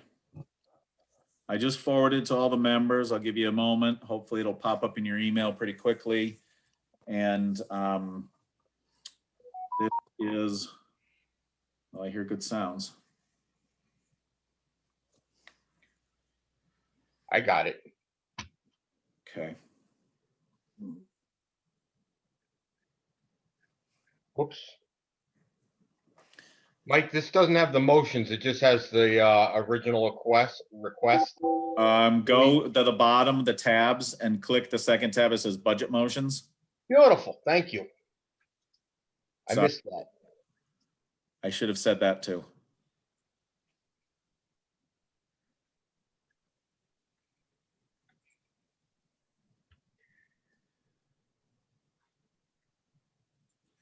Okay, so for those of you who are bringing it up on your computers right now, if you go to the budget motions tab, which you see on the bottom of your screen, and then scroll to the top of that page, it starts with miscellaneous budgets. this is an easy one. We have no choice. Well, we have a choice to approve or not, basically, but we have no choice in the amount. The probate court tells us what it's going to be. Mhm.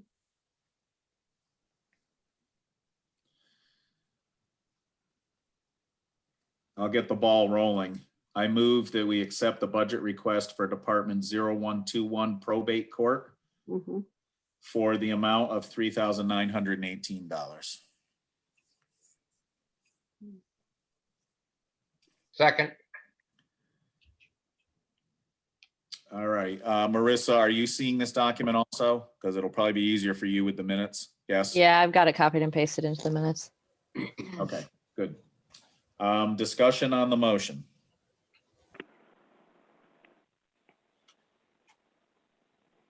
All right, Marissa, call the vote, please. Pete, yes. Matt, Yes. Christina, Yes. Steph, Yes. Jeff, Yes. Mike, Yes.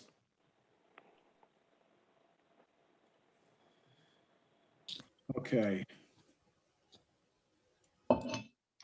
Move to accept the budget request for Department 0126 election officials, missing an F, for $40,301. Second, Motion and a second. Discussion on Department 0126.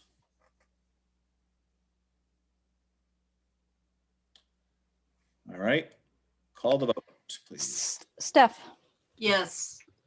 Jeff, Yes. Christina, Yes. Pete, yes.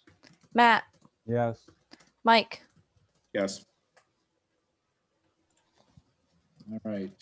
I move to accept the budget request for 0131 Board of Finance for $5,018. Second, Second. Discussion on the motion. All right, call the vote, please. Matt, Yes. Christina, Yes. Steph, Yes.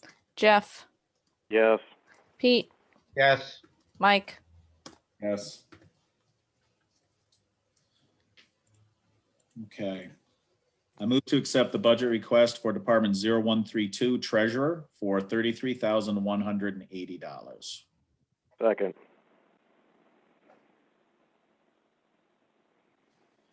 All right, discussion on the motion? All right, let's call a vote. Steph, Yes. Matt, Yes. Mike, Yes. Pete, Yes. Jeff, Yes. Christina, Yes.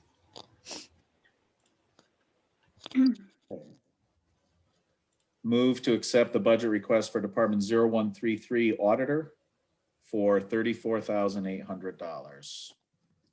Second. We have a motion and a second. Discussion.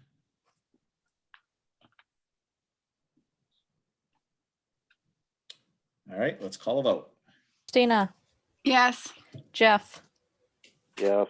Pete, Yes. Steph, Yes. Matt, Yes. Mike, Yes.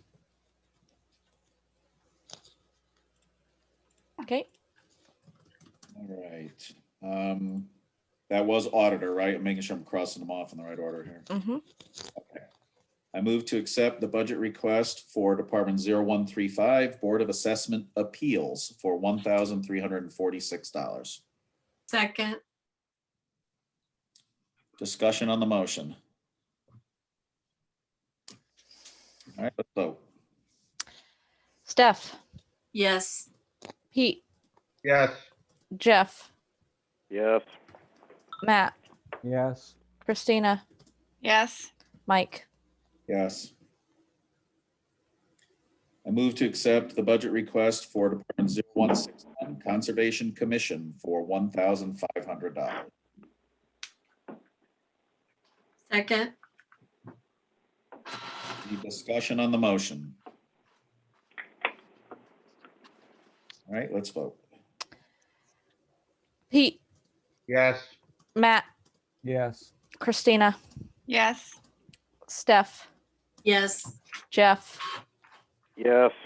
Mike. Yes.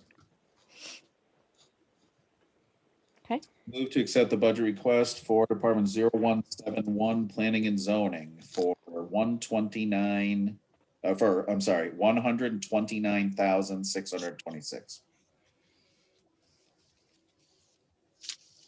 Oh, sorry. I get a second? Second. Thank you. Discussion on the motion? Okay, let's vote. Matt, Yes. Christina, Yes. Jeff, Yes. Steph, Yes. Pete, Yes. Mike. Yes. I move to accept the budget request for 0172 Zoning Board of Appeals for $4,607. Second. All right, discussion on the motion? Let's vote. Christina, Yes. Matt, Yes. Jeff, Yes. Steph, Yes. Pete, Yes. Mike. Yes. I move to accept the budget request for 0175 Economic Development for $19,280. Second. Discussion on the motion? Let's vote. Steph, Yes. Pete, Yes. Christina, Yes. Jeff, Yes. Matt, Yes. Mike. Yes.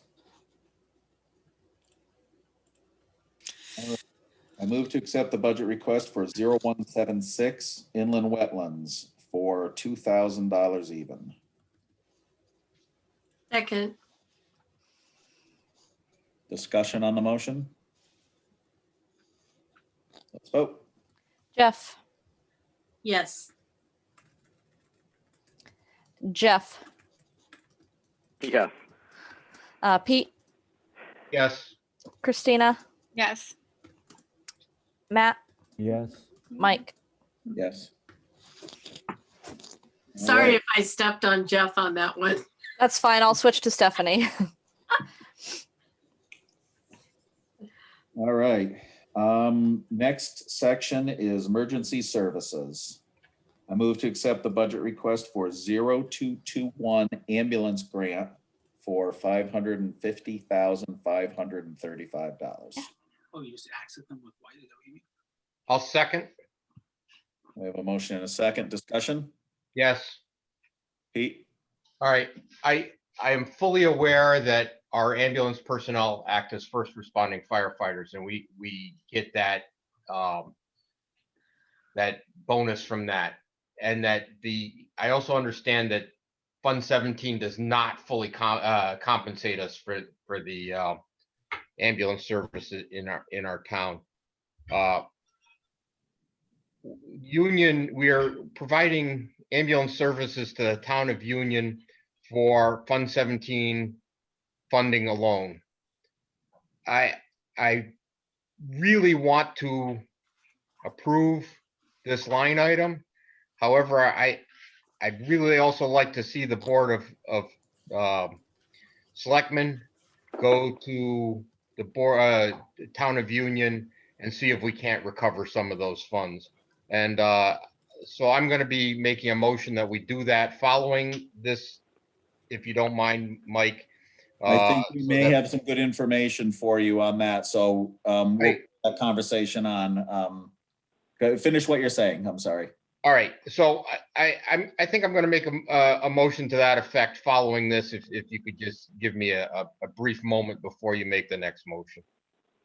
Understood. Erica, are you able to update on the status of the conversation about starting a conversation with Union? Sure. On Monday night, the Board of Selectmen, when we discussed it, asked that I start a discussion with them and then bring that back to the full board. So that's the direction we're going in per the request from the Board of Finance. Okay, and you'll keep the Board of Finance CC'd or involved in that conversation with Union, correct? We will. And Mike, I'd still like to pass that as a motion to ensure that it's in the minutes and that we do get that conversation. You did, and you sent a letter to the Board of Selectmen, which is, so it's already been addressed by your board Oh, to, the board has sent a letter. yes. Yeah, if you look back in emails from me in the 50 million emails, you will find the letter that was sent to the Board of Selectmen officially requesting it. Please disregard my next motion then, which I will not be making. It sounds like a great idea. Chief Moore, did you have a comment in there you wanted to make, or are we all set? I'm good, thank you. Okay. Okay, more to Stephanie. Yeah, I don't know if it's appropriate to ask this question, but in an effort to identify revenue streams, I guess I just kind of want to know what kind of income we get from the cell tower contracts that we have at Willington 1, and what the annual amount is that comes in from those. Can we ask that, or should? Sure. Well, I think there's maybe two. Alex might know. There may be two questions if you're asking, is what amount goes into the budget and then what amount is actually being produced from the towers? Is that what you're saying? Yeah. Okay, Chief. I know, I think looking at my sheet, I know 30,000 goes from the tower lease into payroll. As far as, I don't know off the top of my head, and I don't have it in front of me as to what the overall income is. It's not much over that 30,000. That's not, I mean, that's not a very big, we don't store a whole lot of cash away from that. I don't. You have what, 3 providers up there? I believe so. So when you say that revenue from that goes directly into the payroll line, is that what you're? Yeah, we have to, I believe it's monthly that we send checks to the town from that. So it's for 30,000 every year is what we put in. Right. In your budget request, you are showing a revenue line in there of that $30,000. That is in the budget request for those who want to look back and review that amount. I guess the bigger question is that how much else is produced? You're saying you don't think it's much more than that? I off the top of my head, I don't know. I don't want to give a number and be wrong, so I'm not sure. I don't have that in front of me. Maybe that's something we could just get in the future or something, just because if it's significant, you know, it might chop down that $500,000 a little bit more. So. Matt, you had your hand up? Stephanie covered it. Okay. So Chief, maybe you can get back to us with something later? Yeah, I can get the number. Thank you. More discussion on this?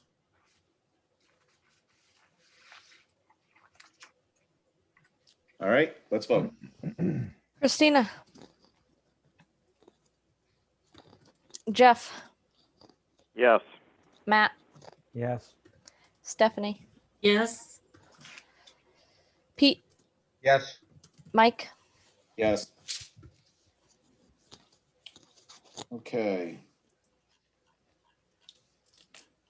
I move to accept the budget request for 0231 Fire Marshal for $25,382. Second. Oh, go ahead, Pete. Second. Seconds all over the place. Discussion on that motion. Fire marshal spelled wrong, or marshal spelled wrong.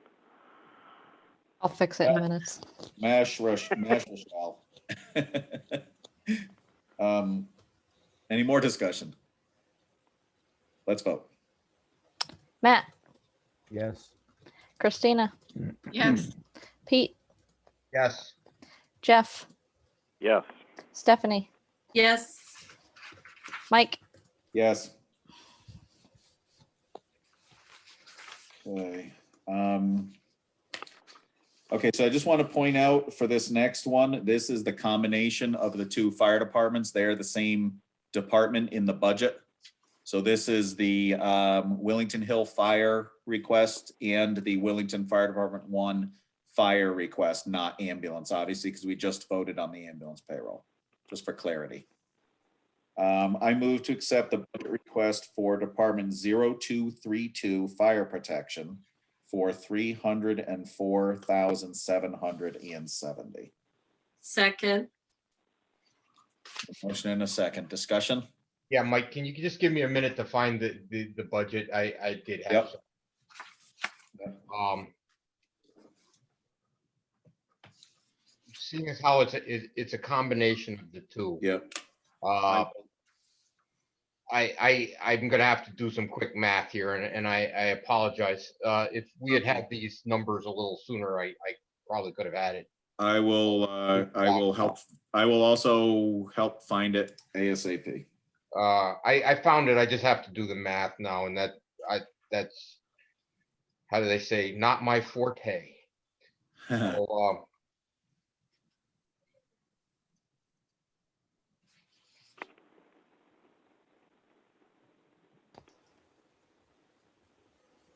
Okay, for those who are taking notes, let's see.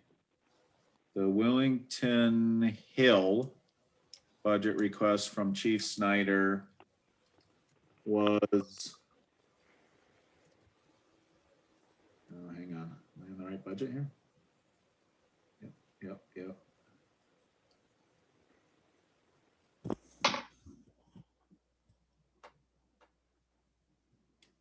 It was it's $135,300, which is an increase of $9,145 or 7.25%. That was the one, Pete, you commented on because I had the paragraphs at the bottom, the notes. yes, that's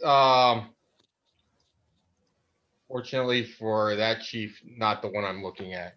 Yeah, okay. I'm moving next to find the one from Chief Moore. That one is 143,350. Okay, And it's for an increase of 21,450. And that's 17.6% increase. okay, thank you. Find that one.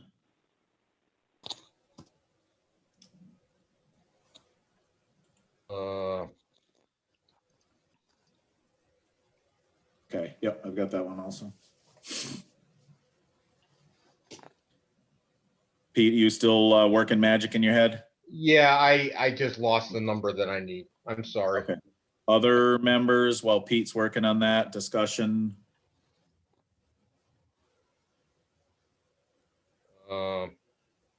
Wait a minute. I just figured out where I did my math wrong. Sorry.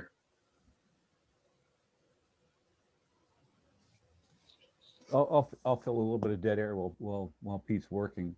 Go ahead, Matt. Yeah. So we have a 17% increase.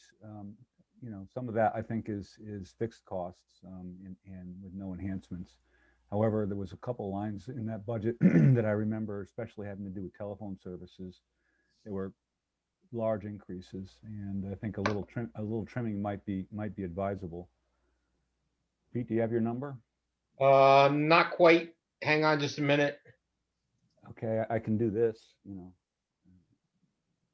Okay, Simple Bun got it.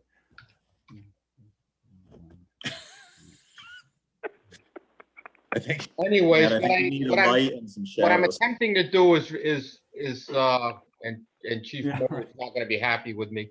Reduce their 17% to 10%. Bring it into some kind of alignment with the reality of the situation. And so I'm not exactly. I'm not happy with my math here yet. Hold on just a second. Well,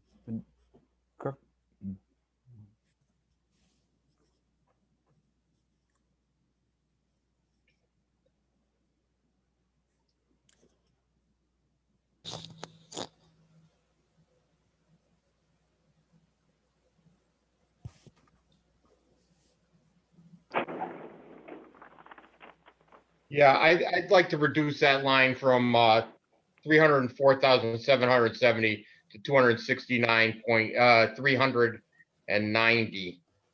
Just to kind of 10%, I think is an awfully big increase for 1 year. And I understand that the maintenance costs are going up and that times are tough. And as Chief Moore said during his presentation, they haven't gotten an increase in a long period. I'd like to see them increase it slowly over the years rather than make it all up in one shot. So I'd like to amend that from $304,770 to $390,000, and I believe that's by taking off the 7% at the cost of Willington 1. I think your number might be wrong there, Pete. You just told All right. the number that was 30,000 off. All right, whatever. I will utilize your number. How's that? Because I'm not doing this real fast. You want to take the 7.6 out of that and make it a 10% increase is what you're saying? Yes, 10% increase for Willington 1.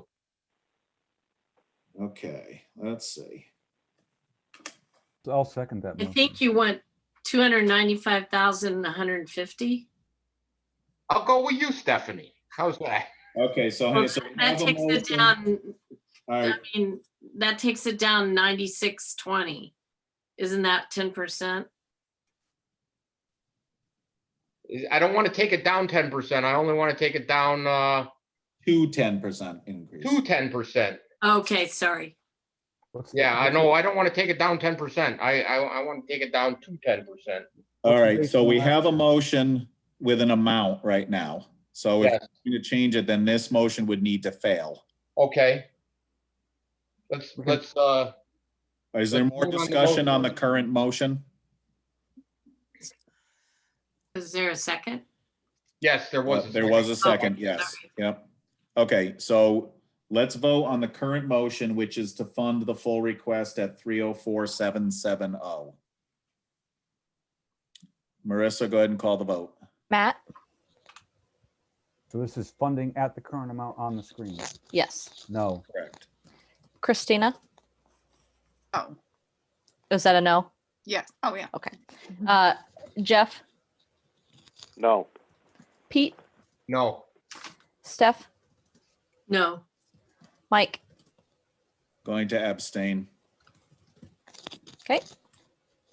Very wise move, Mike. Yeah, I'm kind of close to the fire department thing. I think that's appropriate. I understand. Okay. Stephanie, you worked a new number based on what Pete is saying. Stephanie's still doing her math. Yeah, well, Pete, you're saying you want to give them a 10% increase. Correct. Okay.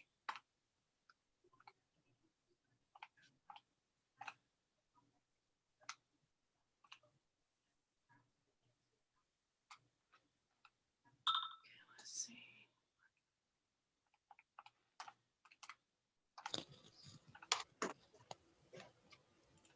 So you want that increase to be 12,190 instead of 21,450. Correct.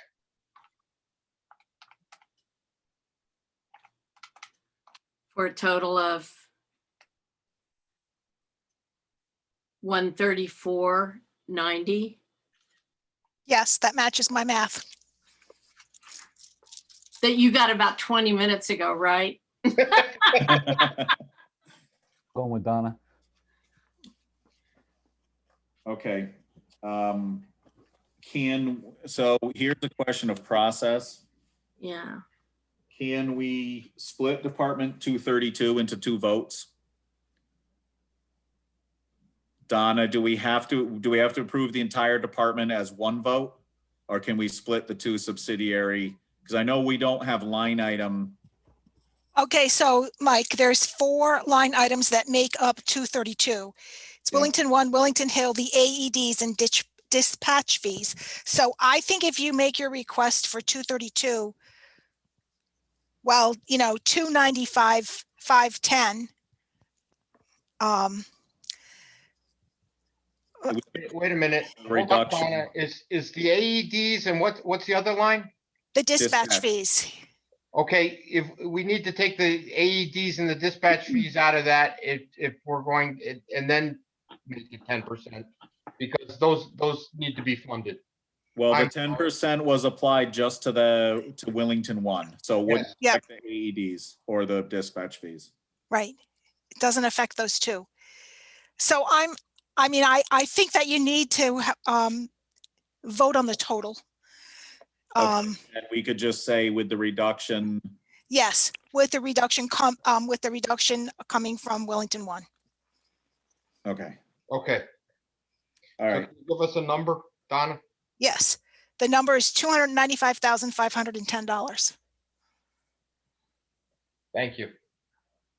Did you get that, Mike? Because she Yes. talked way too fast for me. 295510. Yes. Okay. I move to accept the budget request as adjusted for Department 0232 Fire Protection for the amount of $295,510 with the reduction from Willington Fire Department number 1. Yes, period. Second. Okay, discussion on the motion.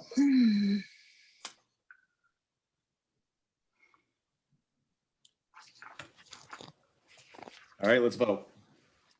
Stephanie, Yes. Jeff, Yes. Matt, Yes. Christina, Yes.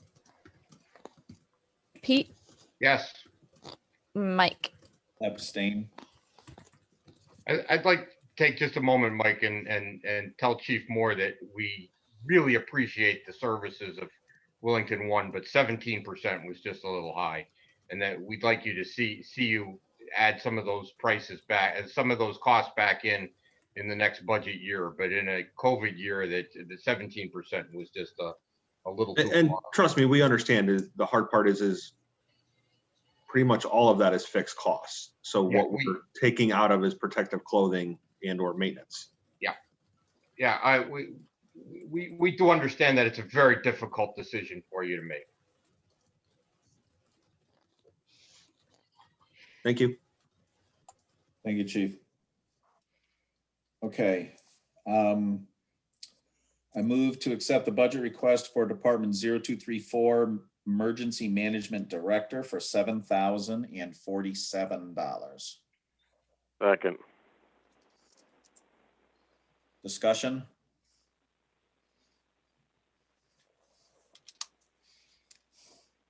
All right, let's vote. Pete, Yes. Matt, Yes. Jeff, Yes. Stephanie, Yes. Christina, Yes. Mike. Yes. Okay.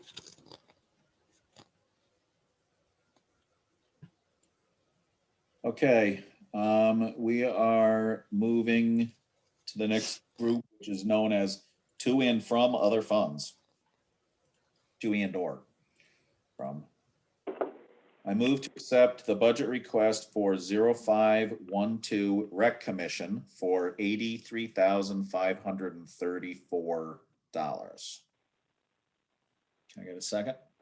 I'll second. I also have a question. All right, go ahead. I can't get my fingers right on this particular budget request as we speak. Was this a 0% increase, if I remember correctly? Hang on. I have all sorts of papers here. Recreation Commission is a proposed increase of 21%, $14,521 makes up 21%. Thank you. The existing year is 69,013. The proposed is 83,534. All right, I think we're gonna, I would propose a much lower percentage. So I'll be voting no, and then we can discuss it. A lower number. Other discussion on rec? Agree with Peter, I'll be voting no, and we can discuss a lower number and more scale back slightly.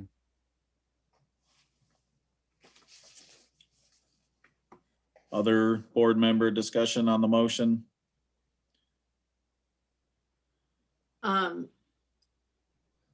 Erica, can you say a little bit about why it's that degree of increase? I would first let our Parks and Rec director speak to that. It's not a budget that I developed. Oh, she's here. She is here. Oh, is she? And then I'll try to chime in. Yes. Bethany, right? All right, is that Bethany maybe? I'm here. Can you hear me? Yes, we can. Thank you. So this is a budget that Maureen, the previous director, actually put together. Due to Human Services no longer working together to offer the camp program, I was forced to increase the camp numbers. So that was my only part in changing or updating this budget. So we, just to clarify, so there basically was not a camp program during COVID and it's being resurrected. So that's what. No, so previously the camp program was offered with Human Services and Parks and Recreation working together, splitting the cost and revenue. So with Human Services decision to no longer help with camp, Parks and Recreation was forced to take on full responsibility of the expenses and revenue for it. Got you. But Human Services is going up 8%. So It was, this is most likely a one-time split or lack of split with the increase in Human Services work as a result of COVID. That decision is made. It was made. There were some other things in that contract. That was an addition that Bethany made. The budget that was given prior, some of the notes I had were there would be a new contract for field service. So there was a slight increase there. And the commission looked at maintenance on the fields. And so there was an increase in that line, in field maintenance line item of $9,500. Mike? Go ahead, Lisa.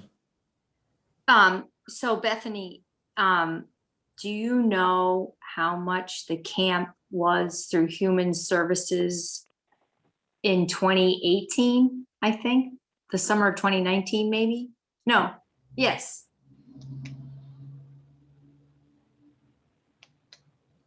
I don't have that. I'm not sure. Does anybody have that? Does I Donna don't- have? Can I tell you that last year, so they budgeted for camp last year, not knowing that it wasn't going to be able to happen, and they split the cost of the camp wages were split $10,060 each, and the camp So the 20,000. revenues were split 15,000 for each Human Services and Parks and Rec.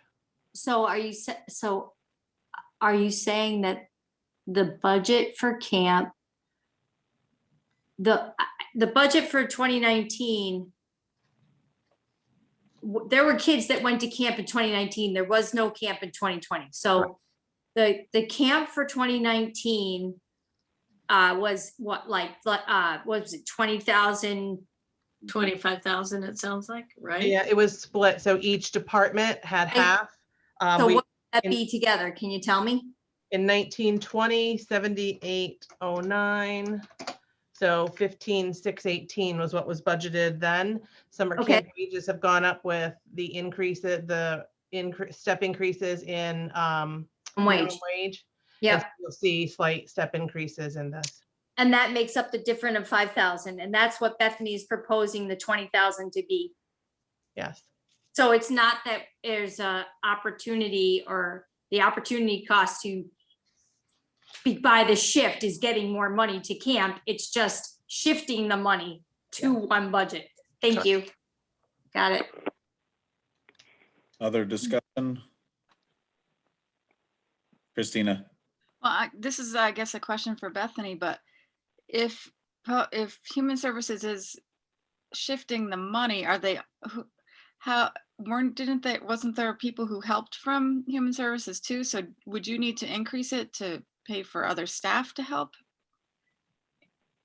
Well, I'm trying to move forward with just planning it myself. I know that we, in our departmental budget, had a position for an assistant director. Obviously, that would help alleviate some of the tasks and day-to-day things that I handle alone. So I think in the future, having an assistant director would definitely help with that. But yes, the camp responsibilities, planning, and program was split between the rec department director and human services director.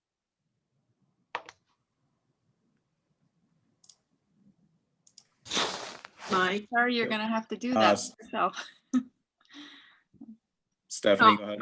Oh, I just want to comment that coming out of this pandemic, it's not the time that I think that we should cut back on things for the kids and things for getting people out of their houses and active again.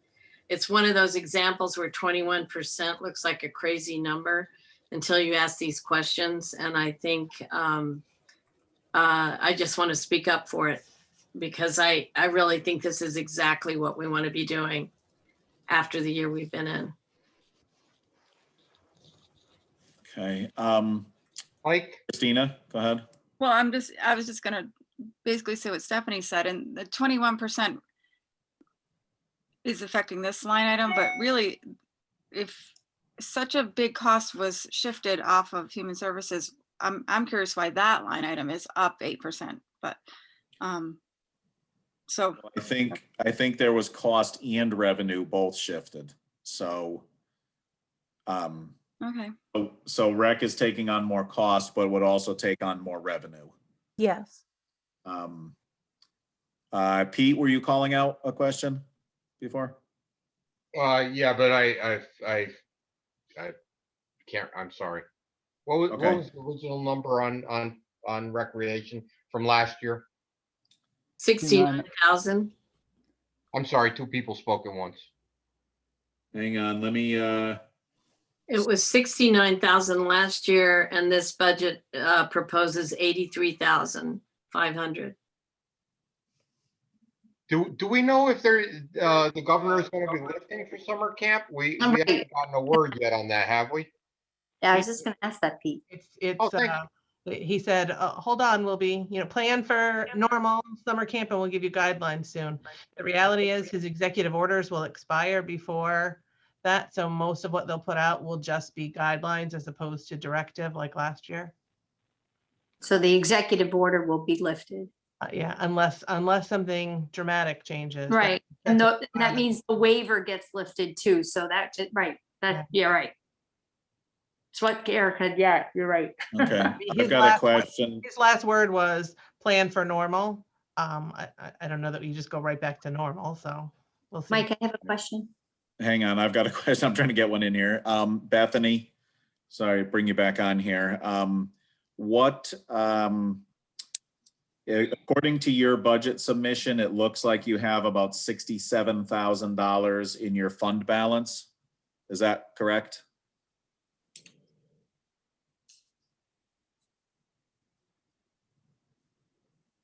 That,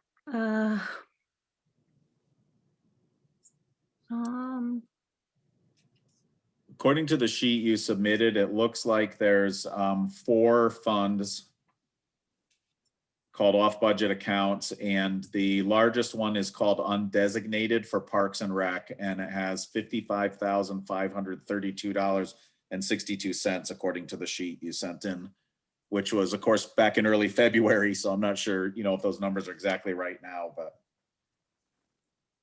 I didn't touch that section, so that section was arranged before I started my position, so I'm not sure. So there is, if the undesignated one, there isn't a rule as far as you know against being able to apply some of that money to help with your budget if you had to, right? Because some of these are designated.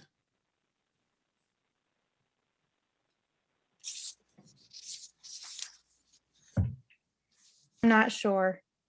Okay. Other, Lisa, you had a question? I did. My question was, is Phil still here? Yes, looks like he is. So my question is, Bethany, if so with the summer camp, you don't know who's going to attend yet or not. So what happens if you have designated monies and more kids go to summer school and half the kids from 2019 now in 2021 go to camp? Does that money then just get shifted to the next year?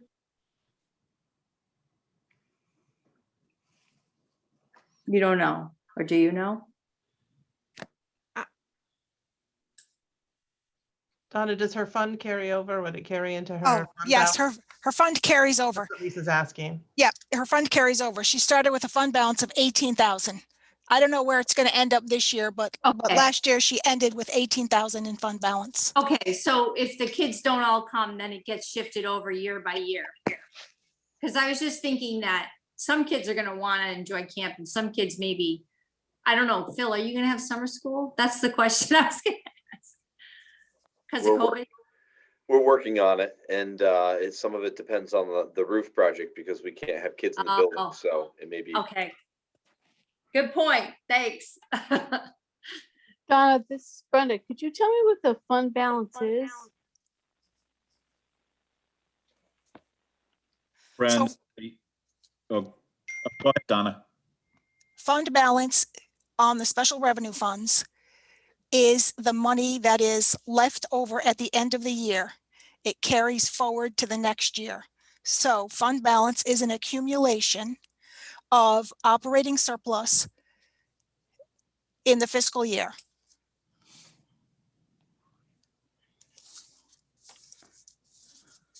Could you tell me what To the help balance clarify, this is? is 18,000 is the amount. I gave you the amount and the definition. Sorry, I didn't know what you were asking for. Thank A definition or an amount. Thank you. Brenda, this is different than some of our departments where unspent operating money essentially stays in the town's, stays in the fund sometimes as unspent. Whereas some of this, because it's a special accounting, it's done a little bit differently. Jeff, were you saying something? No, I'll try to be quieter. Oh, no, I just, you don't need to be quieter. I just wanted to, I thought I was missing it. Brenda, I'm not sure if this answers your question further, but I do know that the Rec Commission is comfortable leaving a balance within the fund balance, typically having it stay in the $10,000 range in case anything comes up where we would need to fix something at the park, such as we're trying to repair the guardrail at River Road right now. Someone must have run their car into it. So there are expenses that come up, and that's the money that we set aside for that. Thank you.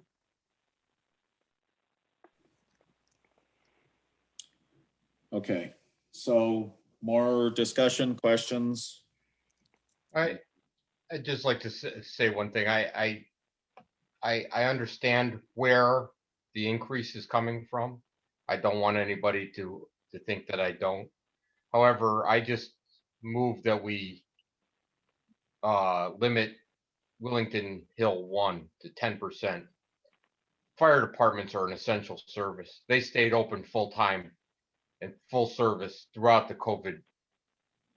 Recreation is something that, while I believe it's necessary, I don't know if it falls into the word essential. They are able to close. We've been supporting our recreation, not only through the recreation budget, but through the CIP budget for lights, etc. I don't think I can support more than a 10% increase. Thank you. Okay, any more discussion on the current motion? So the current motion is to fully fund the request at $83,534. I need to find my which was a 21% increase.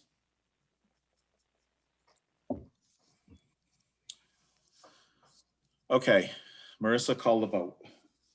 Christina, Yes. Matt, No, Pete, No, Stephanie, Yes. Jeff, No, Mike, No. 4 I'd like to no. make a- I'm sorry. No, sorry, go ahead. I'd like to make a motion that we increase, that we adopt a 3% increase in the Parks and Recreation budget. I think if my math is correct, that's 71,083.39. I will second that. Let me just get your number again, Matt. 71,083.39, you said? Yeah, drop the cents, 083. So, okay. Donna, can you just double check my math, please? Yes, I am. Yes, that's 10% increase, a 3% increase. Okay. Scared me there for a minute. Okay, so I'm gonna try this. I'm gonna make another motion. I move to accept the amended budget request for Department 0512 Recreation Commission for the amount of $71,083. Correct? I think Matt made that motion and Pete seconded it. That Oh, is correct. oh, I'm sorry. Okay, I thought you, okay, I apologize. Here I am Okay. running over everyone. It's all right. Okay, so disregard what I just said. Christina? I'm just curious, Matt, what do you think that they should cut in order to get to that number? That's up to the Parks and Recreation Department. I know that 21% increase is too large in this environment, and I want to cut it back to something a little more reasonable increase. I would still want to increase the budget. They can't have summer camp if we cut that. Right. I mean, so you're saying we should cut summer camp? No, I'm not. Yeah, you are. Christina, I believe at the beginning of this entire conversation on the budget, we discussed with each of the departments that we would not be telling them where they would cut their budget, but that if budget cuts needed to be made, they would decide where they needed to be made. Lisa? So I just wanted to point out that it's been a very hard year, as kindly Peter Latinsis called out in Present to Speak multiple times throughout the whole budget season, and Matt has pointed to, and Peter Tanaka has pointed to.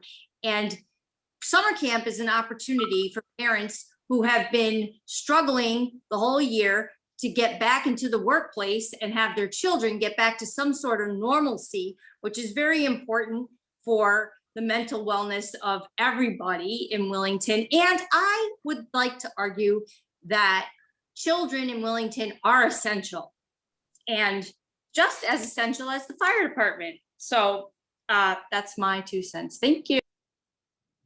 I would like to point out, as I read the numbers earlier, I'm looking at the budget submission from Bethany that she sent in February. And she is, as I pointed out earlier, showing in the budget that Maureen apparently put together, $67,000 of fund balance, of off budget fund balance. And that's why I was asking what the rules were as to using that. So perhaps that can help with alleviating some of the distress on the budget. I'm sorry, this is Maureen Parcell. Is there any way I can please speak?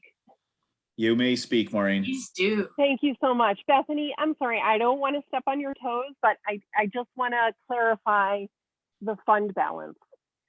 We don't really have $65,000. Donna, please correct me. That fund balance, expenses that have not been spent yet. Correct. So it's going to decrease month by month. Correct. When we started the year, we had $18,000. That was it. Correct. Correct. We have not been running any programs. Well, we ran programs all year, but not to bring in a lot of revenue. We canceled basketball last year. Summer camp was canceled. So that fund balance is not going to be $55,000 or $65,000. It's going to continue to decrease month after month. So at the end of the year, we'll be lucky if they have $18,000. Hey, Mike. Yeah, I'm looking at the numbers. I'm just trying to understand what Maureen said to make sure I understand, because it's showing expense. So Maureen, I'm sure you know this well because you probably prepared it. I'm trying to understand that bottom section that says off budget accounts. And it says for fiscal year 20, you began with basically $28,000 at the beginning of the year. You had 75.5 in revenue and 36.6 in expenses. So you show ending the year at $67,000, basically. I'm rounding numbers. Is that, I mean, I'm reading it right? So that was the end of fiscal 20, you had $67,000. I don't have confidence in the numbers, Mike, because the audit report shows $18,000 at the end of 2020. That's correct. That's exactly, we had $18,000 in there. We did not have 60 something for sure. Okay. I'm not trying to throw any kind of darts. I'm just saying that's what's on the stuff. No, that's okay. Lisa? Oh, and then I just wanted to point out to the board that Bethany made it clear that there was $10,000 that they kept allotted in case there were some sort of emergency with the fields or so. So that would leave them with nothing, right? That would leave them with 8,000. That's correct. Yeah, so hopefully they have insurance for the hit and run that happened on the railing down at the fields because, Point of order. Go ahead, Matt. I'd like to call the question. Am I allowed to call the question? Yeah, you don't start it with point of order. You just call the question. Okay. You just say, I move to call the question, I believe. Move to call the question. Okay, so we have to vote on the call. So all those in favor of moving the question to a vote? I don't want to be a pain, but do we need a second on the motion? Probably. I'll second it just to move it along. then. Jeffrey just seconded it. Okay, we have a second. I believe this is not a motion with discussion. I believe you just vote on whether you're going to. So the vote we're about to take is whether we are going to move the main motion to question. If it passes, we move to question. If it fails, we continue discussion. So all those in favor of moving the question, Marissa, will you call the vote, please? Yeah, Christina, No. Matt, Yes. Pete, Yes. Stephanie, No. Jeff, Yes. Mike, Yes. okay. So now we move to, the motion is a 3% increase in the Parks and Recreation budget for a total number of $71,083. The vote, Matt, Yes. Christina, No. Steph, No. Jeff, Yes. Pete, Yes. Mike,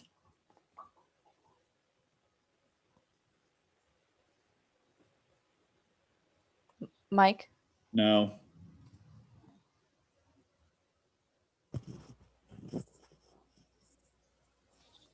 so we have 3 yes, 3 no. Motion fails. I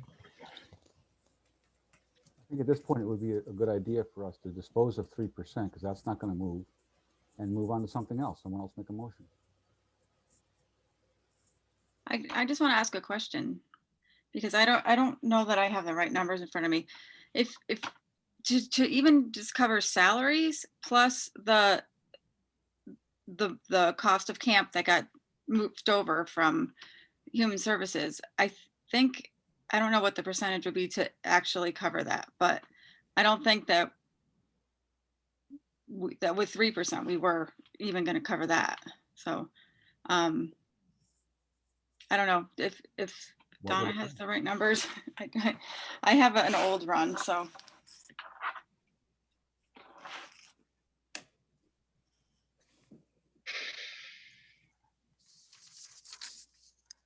So do you want to cover salaries in summer camp? Is that the idea? Well, at least I just want to make sure that You have to cover the field maintenance, that. yeah, because that's a big nut that got moved on to this budget, and that's, you know, causing this big increase. So. But you want to make sure the field maintenance is covered in there. That's the only place it's covered. Right. Yeah, field maintenance too. That's the other, like, fixed costs that. Right. And you have to do it. There's. We have those numbers separately.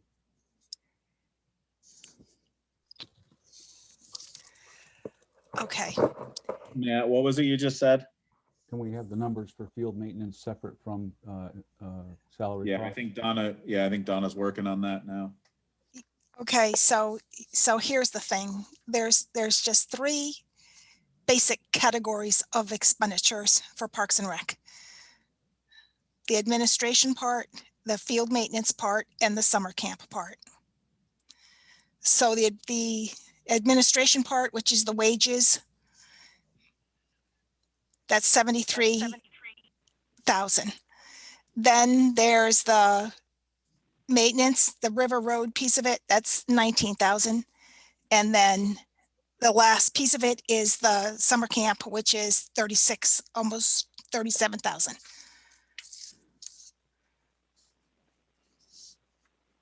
So Donna, if it was just a 3% or even a 4%, that wouldn't even cover field maintenance and admin.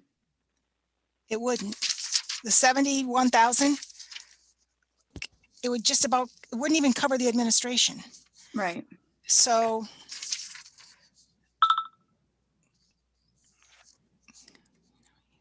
there would be no camp. So really, it would be that the Human Services got rid of camp, and then we're not funding it anymore under recreation. So it just went away. Or right? they reduce the size of the camp and reduce their expenses. So it'd be less. How do you reduce the size of the camp if you have so many children in Willington? What do you do? Send the other Willington children to Mansfield? Well, I'm just saying mathematically, that would how it would work. I'm not promoting. Well, it. There's a lot of human element in each one of these line items. It's not just a raw number game. Well, and so in field maintenance is more than just River Road too. We're talking about like the Board of Ed fields. We're talking about the field behind the town office building. yes, correct. Like, so it's not like that grass has to be mowed. That's not, I don't think that's an option on the table. I don't know. So I'm changed. I came up with a number of an increase. What I did was I removed $7,000 from the increase for my calculation, which now makes it an increase of 7,521, which I believe is just under 11%. It's like 10.8% if I've done my math right. Where does that put us? I missed some of the numbers that were discussed before. Okay, so that would be $76,000 about, right? 76,534. Yep. That would cover the administration part. So that's the salaries and that's the mowing contracts at the schools and the town office building. And it would cover a little bit of the mowing at River Road. So Donna, does that mean there would be no extra money for any services for children? So the camp would have to be covered by the camp fees. So it would be only the people that could afford it could go. Nobody that was suffering from COVID or lost their job could send their kids, correct? Real nice. Nice Willington. And Yes, just, I understand. there's not an equal correlation to less kids and less I staff. want to say that conflating our children with as essential, which is absolutely true, with funding recreation, which is not equivalent to our children, is not true. I don't think that that's an equivalence that we can make, and I don't appreciate that. Thank you. All right, so I'm looking at the budget request, and I'm seeing the summer camp. I'm just trying to pick out.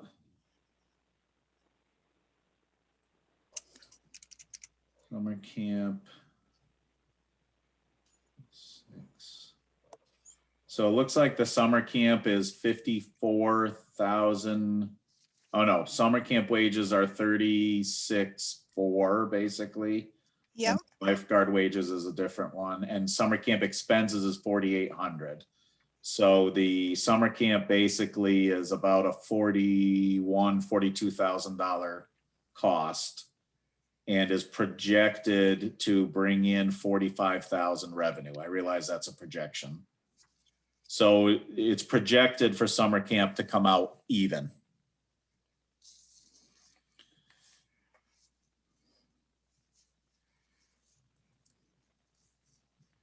So that, Can I ask another question?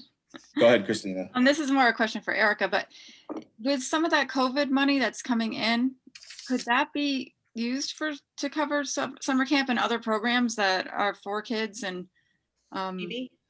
Without clear guidelines, I can't say for sure. I do know that lost revenue can be an offset for those dollars. So, this is a department that clearly lost revenue.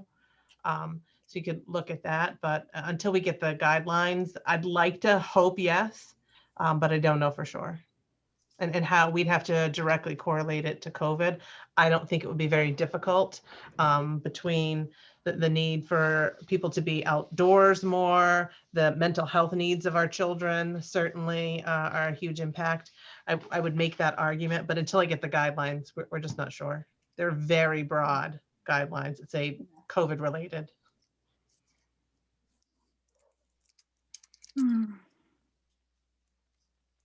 It's a pretty big gamble, and remember, we're getting only half of those dollars, and so there may be other things that need to be used, so we'll have to weigh all that out at the same time. Erica, question for you while you're talking there. And out of respect for the hour and the amount of budget we still have to get through, if we finish appropriations next Thursday, does that break our schedule? So let's see. Gets us close to the April 6th. We would have to finish all of them. Donna would have to do all of our work to get to us to call, and we have to call a town. No, we have to put the notice in, so there's no call. 1, 2, 3, 4. There's a holiday in there. Mike, Thursday would be really tight. Okay, hang on. I just got to look at the calendar. I'll be right back. No problem.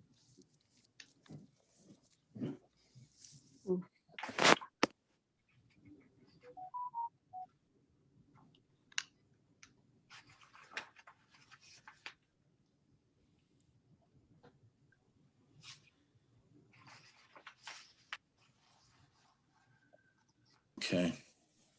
Are board members able to meet either next Thursday or earlier in the week? Next week? Yeah.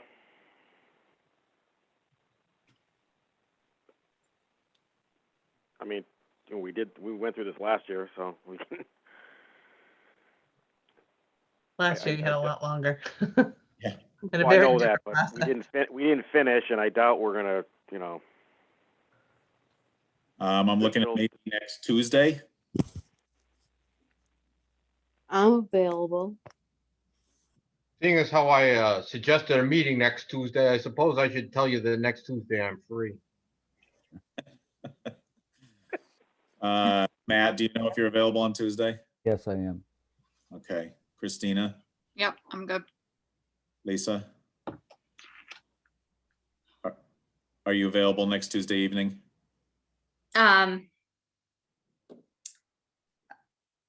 Yes, I am.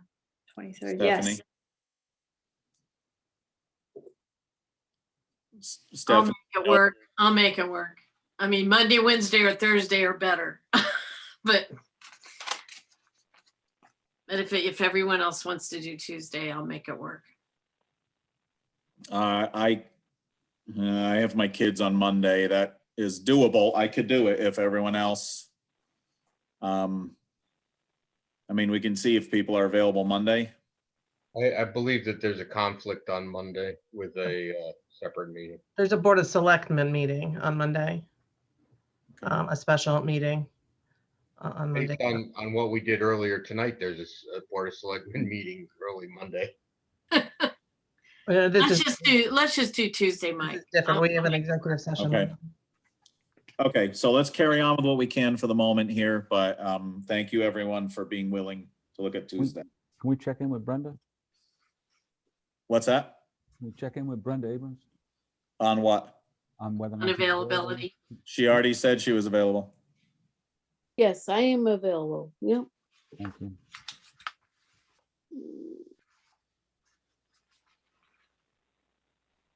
Okay. Do we have anything, where are we right now? We do not have a motion on the table for this right now. I mean, we don't have a motion on the floor, I'm sorry.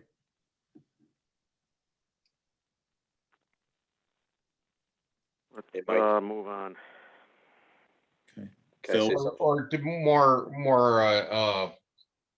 put this differently, let's table this until the meeting on Tuesday. See if Mike, can I say something? something else. Yes, Phil. The benefit of tabling this till Tuesday, Bethany and my special ed director and I are meeting on Monday. I'm not making any guarantees or any promises to you. But what I will tell you is we are trying to figure out if we can manage a way to do a joint something this summer, because COVID and our summer school looks drastically different. We don't have a space yet. We don't have any details yet. We're meeting for the first time on Monday just to talk about it. I agree with Erica. My next round of funds I would not even offer them up at all because I don't know the details. But I know that I could offer a little bit of money in my ESSER 2 funds. But the board would need to weigh in on that. But we're looking at some sort of joint program that would basically potentially be a split day with some shared staff, and there may be some possibility out of that. So we may have more information for you on Tuesday in that case. Okay. Thank you for that. Pete, just for a matter of process, I don't think we have to specifically table these because we would have to go through and table every one of them. We will just have to determine in this meeting that we're continuing this agenda item to the next meeting. Okay, I'll go with whatever you think is best on that. I feel reasonably sure that's the right route to take. All right, so let's try moving on. Library.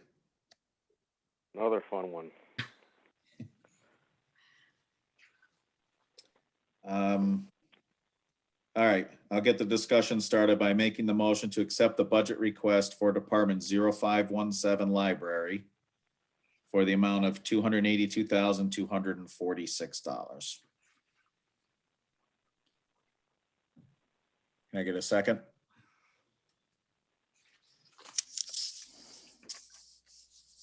Second for the purposes of discussion.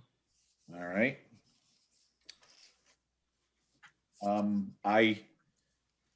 I find myself in quandary myself about this. I think the library is, I think the people at the library are poorly paid, and I think it's an important program. But it's also a 48% increase.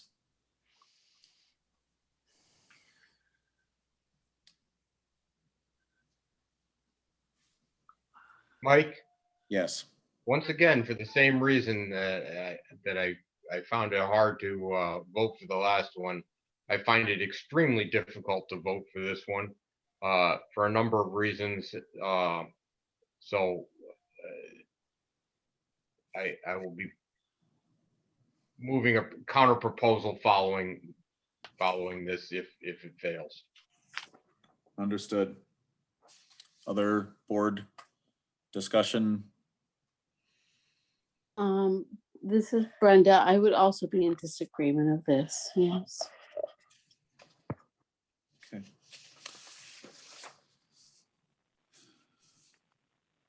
I'd like to know if there's, I mean, if we move this off until our Tuesday meeting, if we could hear what an incremental move forward would be, what that would look like, and whether they would be able to augment with other funds if they need to do that. I just feel like it's just such a big ask, and I'm not, unfortunately, because of a family matter, I missed their presentation. Mm-hmm. Any more discussion on the motion? I think for my part, I think if the motion does fail, then we would certainly readdress it on the yet to be memorialized Tuesday night meeting. And we could ask the library if they have someone available to come. Any more discussion? All right, Marissa, let's vote. Stephanie, No. Matt, No. Christina, Nope. Pete, No. Jeff, No. Mike. No. Okay. Okay. Got all the big ones here now, don't we? Next is Department 0111 Selectmen. I move to accept the budget request for 0111 Selectmen for $154,905.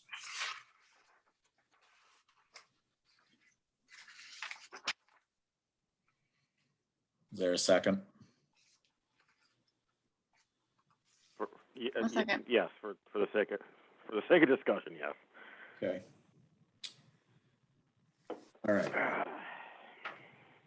Find my paper here. Okay, so this is a 0.3% increase. Discussion?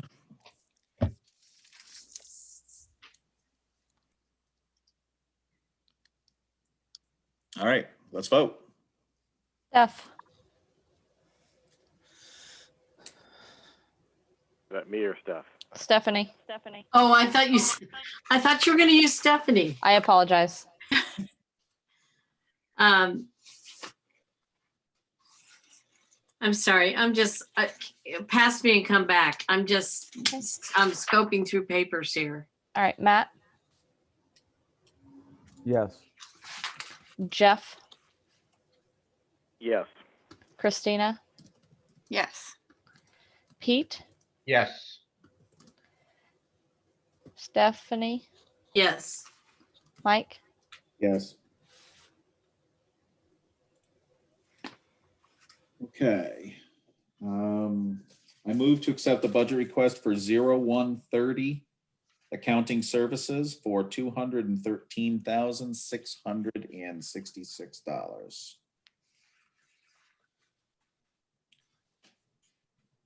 Wait a minute. All right. Sorry. Can I get a second? Second. Thank you, Peter. Discussion on the motion.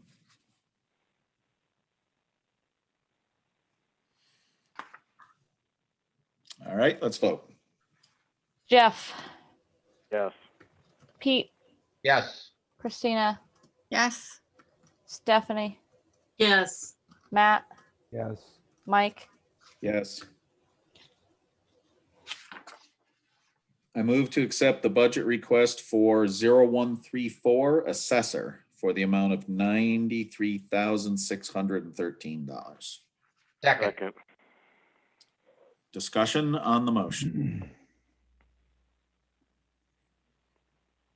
All right, let's vote. Christina, Yes. Pete, Yes. Stephanie, Yes. Jeff, Yes. Matt, Yes. Mike, Yes.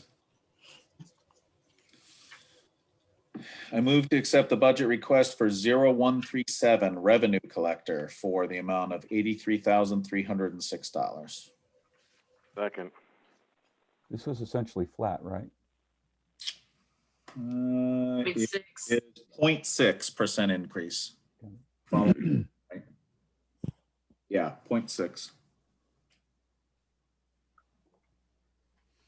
Any other discussion?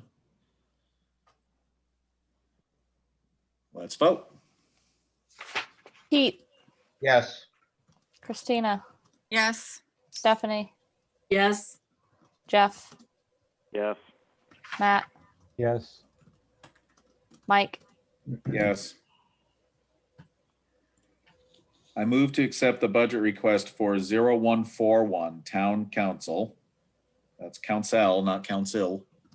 For $32,000 even. Second.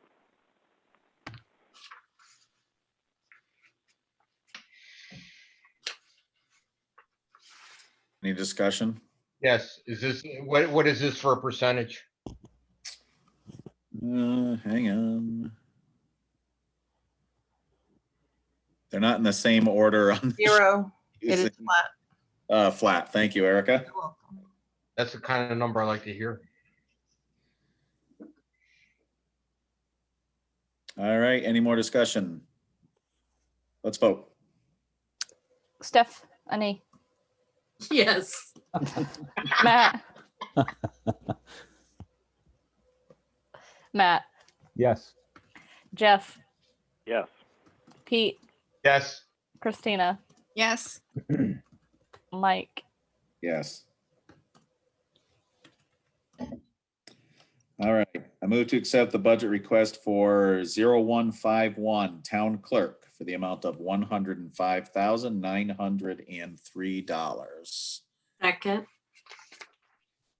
And that is, since people are asking, that is a 0.2% increase. Any more discussion? All right, let's vote. Christina, Yes. Pete, Yes. Jeff, Yes. Stephanie, Yes. Matt, Yes. Mike, Yes. How do you figure out who to call when? It changes I don't know. I really should just copy and paste the same order over and over again. It's okay. There's no rhyme or reason. Okay. It's nice. It puts a little variety in things. Well, I try to alternate, so I'm not called, but I don't know. You do an amazing job at it. That's why I was just. Thank you. Yeah, right. You got a hidden algorithm there. Right.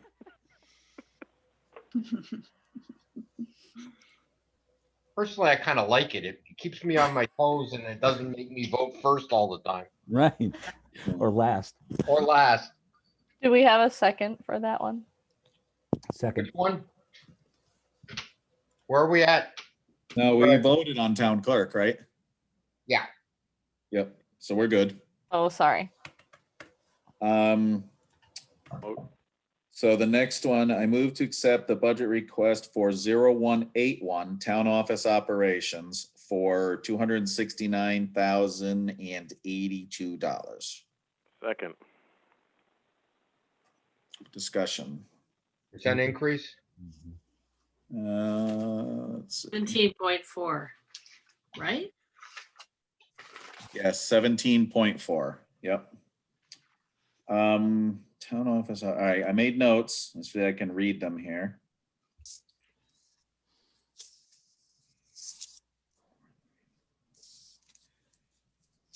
So, somewhere in all my, in the selectmen's budget, Erica, I had line 0181434 computer expense. I had a big jump. I know we talked about that before. There's an increase in the service, so our IT service, as well as a large project in there that not covered under our normal IT hours. So there would be additional billings for large projects because of the number of hours, and that's the Microsoft Office licensing project for the town side. And that's coming in at about $39,000. All right, so are my notes right? This is an increase of $46,802. That is correct. About 39,000 of that is the one project. And none of that can be, COVID funds can't be applied to any of this? I don't think so, Mike. If they can, it's certainly, I have a running list of things. If it falls into the category, it's on my list, but I don't know. I'm not sure how I could relate it back to COVID. It's something that we've known about for a long time, years. There were quotes from many years ago. It's a costly project that needs to be done. If we get nabbed by Microsoft, we're not going to have a choice. But if I can apply it to COVID funds, I would. If I knew the answer to that before we went to taxpayers, I would tell you that. Okay. Other board questions, discussion? Yeah, what does this actually do again? So we don't currently pay for Microsoft licensing. We are using the school's licensing for the town side. No? Good. We'll keep doing it. Hey, you asked me. This is not new. It needs It's a to be good done. deal as long as it's a good deal as long as it's available. That's correct. If you wouldn't have asked the question, Jeff, in a public meeting. I'm pretty sure we've been pretty open about this for like the last 10 years. So. That is correct. The other 7 or Okay. 8,000, the other 7 or 8,000 increases in, There was a 2% increase in our IT service cost. Any more questions, discussion?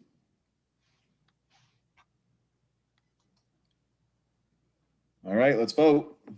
Jeff, Yes.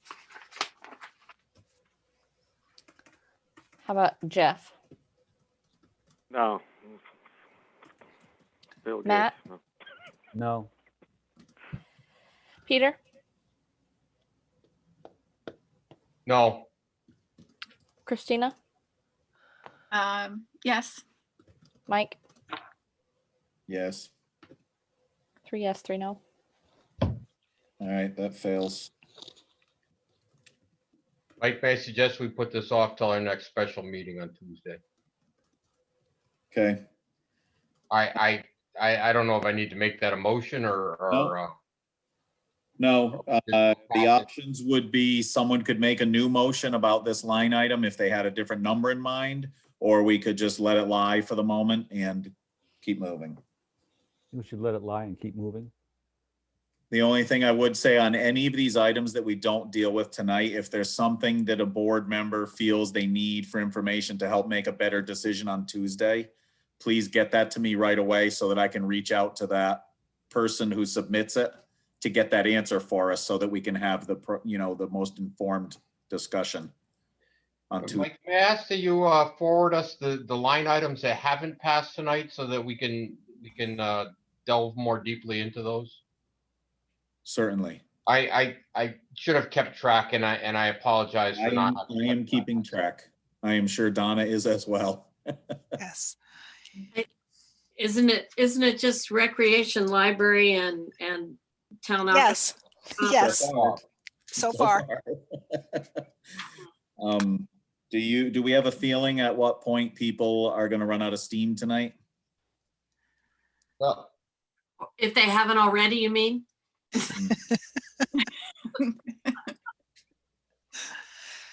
All right, well, let's forge ahead a little bit more here. I Let's move take the low hanging fruit. Yes. I move to accept the budget request for 0182 Town Hall operations for 6775. Second. I just like to point out, I emphasize Town Hall because it's very easy for all of us, including me, to confuse the town office and the town hall. This is the old town hall at the Green. Mm-hmm. Which is the town hall. Which is actually the town hall, correct. Discussion? All right, let's vote. Matt, Yes. Stephanie, Yes. Christina, 9% decrease. Jeff, Yes. Pete, Yes. Mike, Yes. Okay, I move to accept the budget request for 0183 consulting engineers for $20,000. Second. If I'm not mistaken, that's no change, right? I think it's an increase of $5,000. Okay, I'm mistaken. So many papers to look at here. I know. But this is, Mike, my understanding of this is it has something to do with some of the things like the salt shed and some other things that need to be relooked at, maybe even the road projects. Do I remember this correctly? We haven't had this kind of perusal on some of these long-standing town projects that we need to revisit. And Mike D'Amato, I think in his letter spoke a little bit about the land use commitments that they believe they'll have. Yeah. So this is a request to go back to the $10,000 standing of previous years. This is a 33% increase. Do I understand that correctly? $5,000. Yeah, 5. We actually cut that 5 out of their budget last year. They had requested 20,000. We cut it back to 15,000. And now they're asking to bring that 5 back up because. Got it. Thank you. Yeah.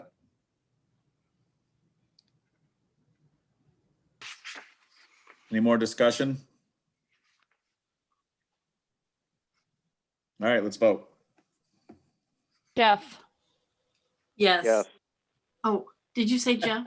I said Jeff. Doesn't matter. I Keep will going. do Stephanie. Christina, Yes. Stephanie, Yes. Pete, Yes. Matt, Yes. Mike, Yes. All right, I move to accept the budget request for 0185 Senior Center Operations for $33,563, which is a decrease of 3.8%. I will second it. Discussion? I think that's take it while you got it, right? Oh, Correct. Let's vote. Matt, yes. Pete, Yes. Stephanie, Yes. Jeff, Yes. Christina, Yes. Mike, Yes.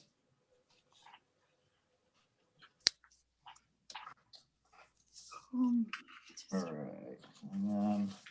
Flipping to the next page here. Okay, I move to accept the budget request for 0233 Health District for $34,540. Second. Discussion. I believe this is another we have no choice thing. They just tell us what the amount is for the year. Correct. Any chance we can voice this onto the feds under COVID? Nice try, Matt. Any other discussion? Let's vote. Pete, Yes. Stephanie, Yes. Matt, Yes. Christina, Yep. Jeff, Yes. Mike, Yes. I move to accept the budget request for 0235 Fire Main and Hydrants for the amount of $8,626. Second. Erica, any opposition from the family to voice on this?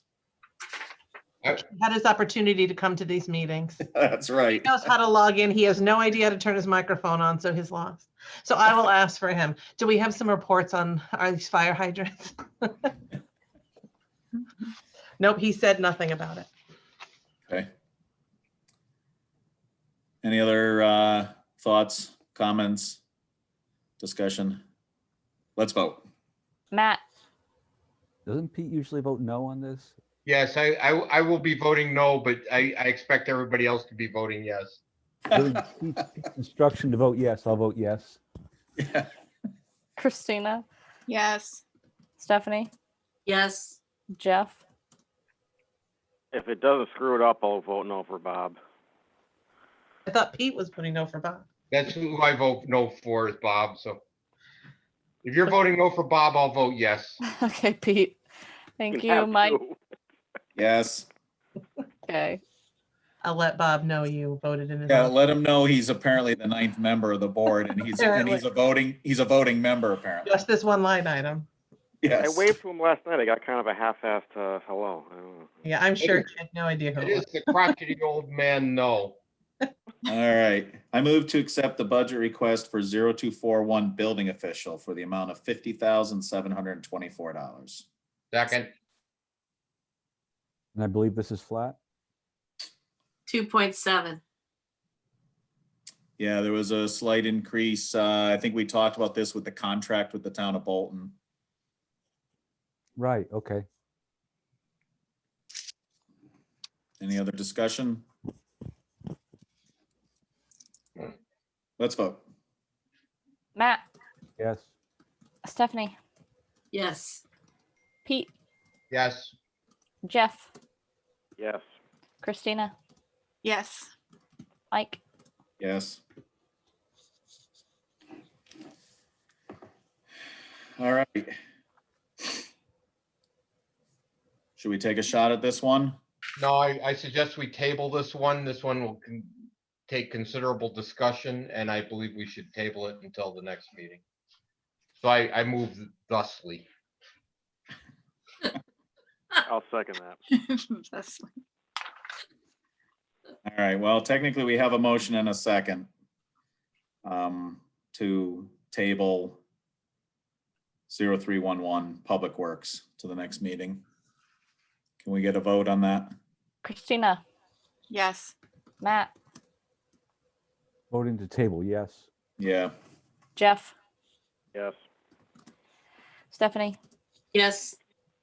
Pete, Yes, Mike. yes.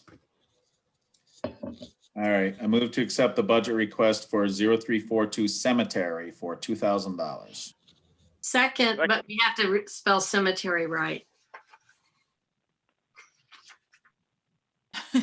Yep, we can do that. I've adjusted my notes. Discussion? Still the lowest priced plots in the area. Okay, so there's a promo. Anyone considering a move to that neighborhood, perhaps you should go now while they're cheap. right here, right here. All right. Any other Import discussion? Let's vote. Jeff, Yes. Christina, Yes. Stephanie, Yes. Pete, Yes, Matt,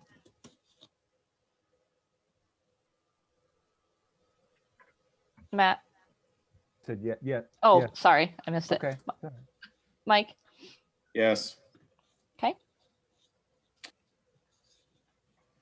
All right, guys, it's 20 after 10. What do you think? Do we call it a wrap for tonight? 10 minutes, we can get through almost all the rest of these. Make it 10:30, Mike. Okay, you gung ho, let's go for it. I move to accept the budget request for 0351 transfer station for $259,916. Second. And the increase Okay. on this is 12.1%. That was, I believe, mostly because of contractual changes with Willie Waste. And Eric, I think the last comment you made was you were attempting to negotiate with them. We did. They cut us a break for the rest of this fiscal year, but because of their operating needs, they did not moving forward.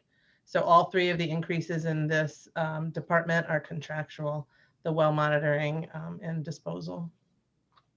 So they're using the previous prices through the remainder through June 30, and the new pricing will kick in July 1.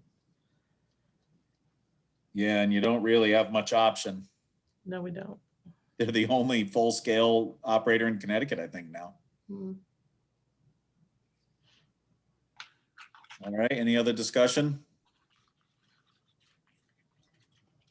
Let's vote. Stephanie, Yes. Jeff, Yes. Pete, Yes. Matt, Yes. Christina, Yes. Mike, Yes. I move to accept the budget request for 0503 capital projects for $1,000. Second. Mike, Yes. is this that, I'm sorry, let me check. All right, I'm off mute. Is this $1,000 the increase in the CIP budget for this? No? This is Erica? the senior center van. So it's like a pass through. It came off the senior center budget and into this line item. Okay, Part of the reason there's a $1,000 decrease over there. okay. Any other discussion? Yeah, I'm sorry. Why did this move from senior center budget to here?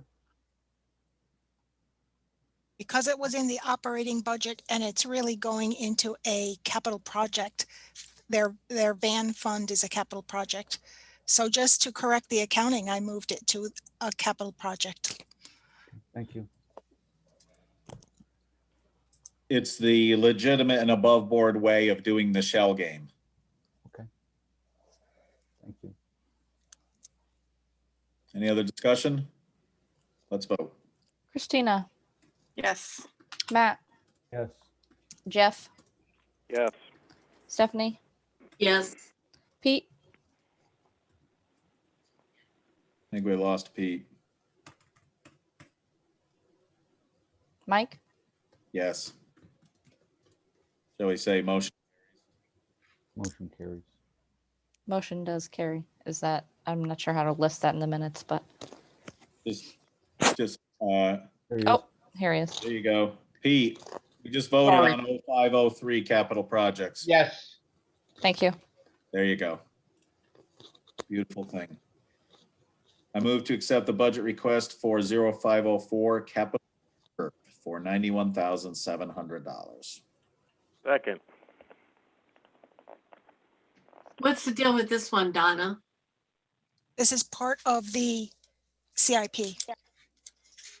This is some of the money we're putting into the CIP.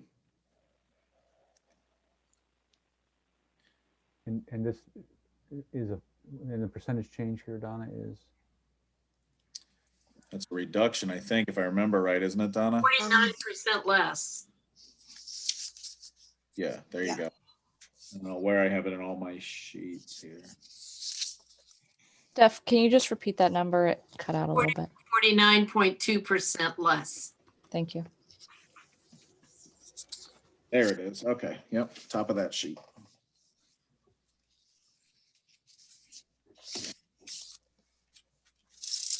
Any other discussion? Let's vote. Pete, Yes. Jeff, Yes. Stephanie, Yes. Christina, Yes. Matt, Yes. Mike, Yes. I move to accept the budget request for 0507 Housing Authority for $2,182. Second.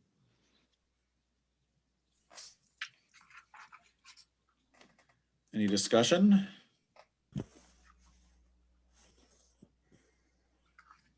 All right, let's vote. Matt, Yes. Stephanie, Yes. Pete, Yes. Christina, Yes. Jeff, Yes. Mike, Yes.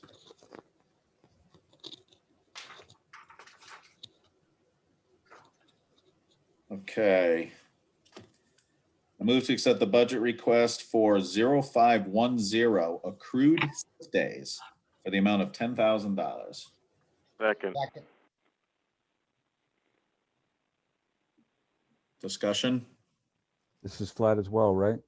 It's down 33.3%. Thank you. Boy, Stephanie, you are right on it. I'm still scanning the page looking for it and you're already calling it out. I'm motivated. Excellent.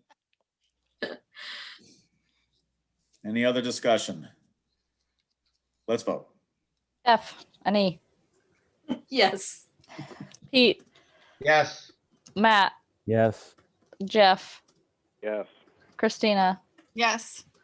Mike, Yes. I move to accept the budget request for 0511 dog fund for Oh, sorry. $25,963. Second. I thought I did something wrong, you know? I'm sorry. You? Discussion?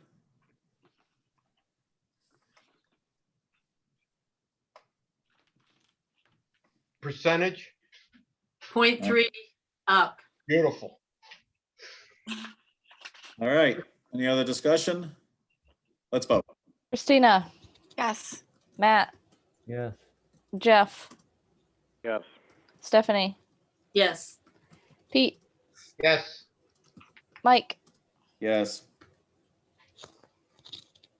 All right. I move to accept the budget request for 0513 Human Services for $53,488. Second.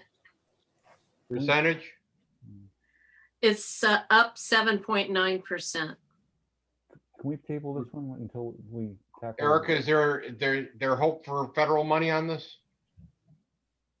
There's hope for federal money for a lot, but there's only so much federal money we're gonna get, so. Yeah, I thought. If I could tell you what we could take out of this budget, use federal dollars for, I would do it. If we could not pass along things to taxpayers, Yeah, I would.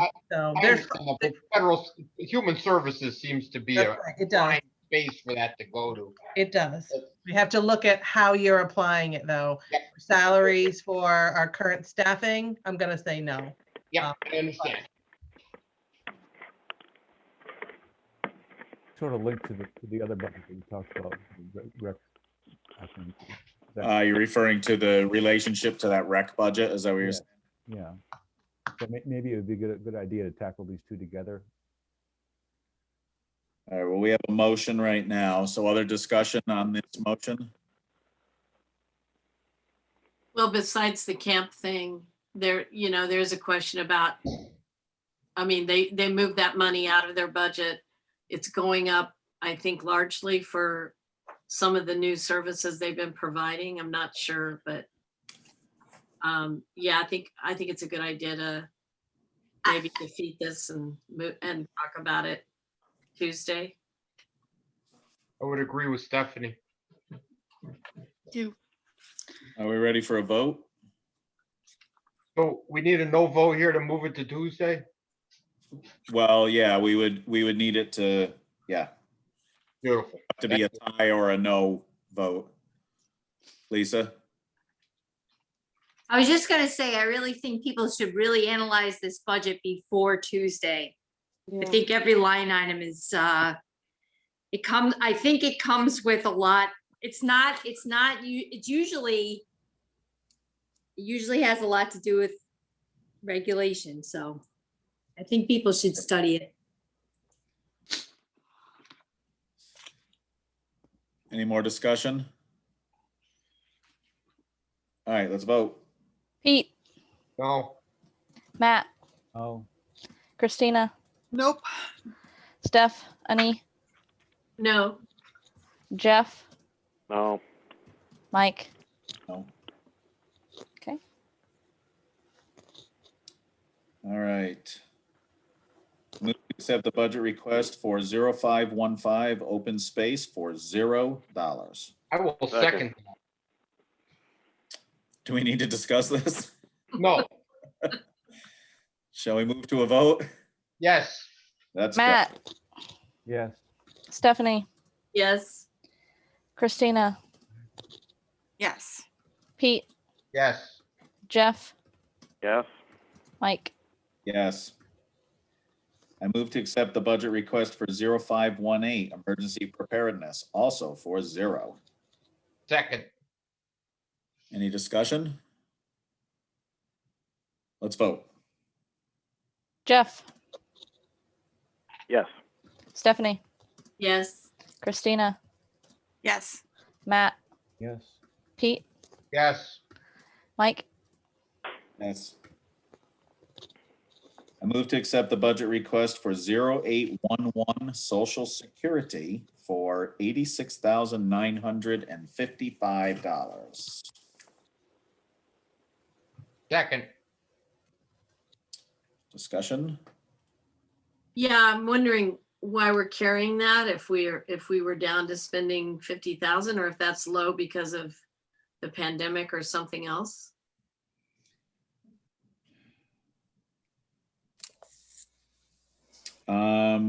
What is your 50,000 number, Steph? Is that just what's been expended so far in the that's just what's been expended in February. So we're gonna spend the rest of that by the end of the fiscal year that we're. Is that Okay. Yeah, so you're referring to the report Lori sent out, which had the up to February. Mm-hmm.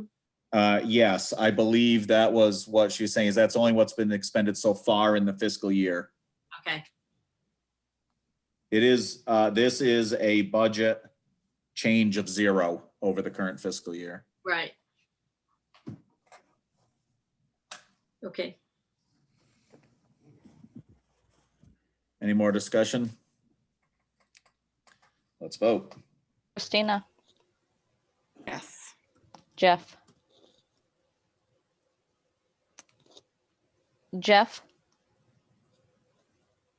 okay, Pete, yes, Matt, Yes. Stephanie, Yes. Jeff, Mike. Yes.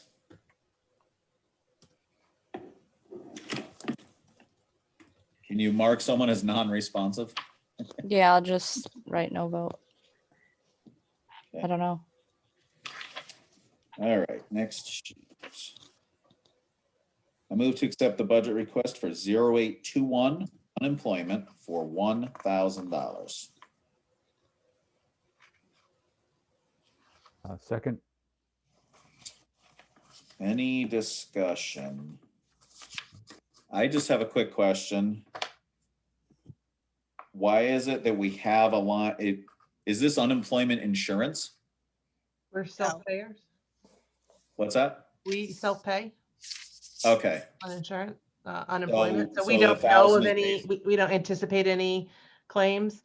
The small amount you've seen in the last, currently in the last fiscal year were COVID related, right? So people worked for us and they list us as a, in their the employment and they come back to us. yeah, Oftentimes we fight it. But I've experienced that. yeah, it's very rare that we would win. So.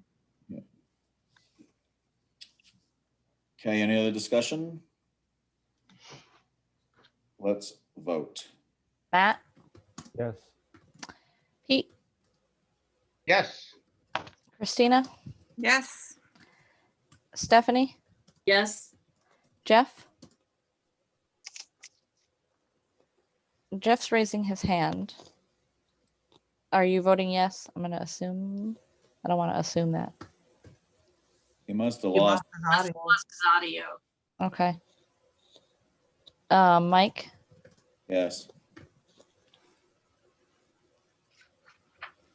Okay. Maybe he can use the chat feature too. It's 10:34 and we still have to do present to speak. Yeah, I think we call it. I'll make a motion. We table the remaining appropriations I will for, second your motion. what's that? I will second your motion. I'm sorry, I should have let you get it all out. That was like 1.5ing it. All right. Discussion on the motion to table the remaining to the next meeting. Why did it take you so long? No, I'm just kidding. Well, Matt was so gung ho. He said go to 10:30. So I know. We got a lot done, so it makes Tuesday a lot easier, so. all right, let's vote on this motion. Stephanie, Yes. Pete, Absolutely. Matt, Yes. Christina, Yes. Mike. Yes. I don't know whether to mark Jeff as a yes. I just got a text from him. Hang on. Oh, okay, hold on. That 649 phone number. Says Let's see if he can he's unmute. unmute. Yep, I'm doing it.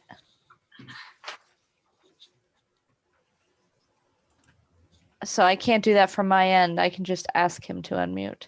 Yeah. All right, well, the motion carries anyway. He Okay. can type in chat. Maybe he can put his vote in chat. I see a chat. Oh, there you go. Okay. Aye. Hi, Jeff. Yes. Hi, all right, Jeff. Okay. So then let's set a date. I move that we convene a special meeting to complete the budget appropriations on Tuesday. Is that the 22nd? 23rd. Okay, glad I asked. On Tuesday, March 23rd at 7 p.m. I'll second that. All right. Any discussion on the motion? All right, let's vote. Stephanie, Yes. Pete, Yes. Matt, Yes. Christina, Yes. Jeff, Yes. Mike. Yes. Okay, that concludes new business for the night. Any correspondence I got was sent to you, members, and we're back to present to speak. So those who have a video and would like to be present to speak, wave your hand. Mike, could I just say something on what you last said? Yep.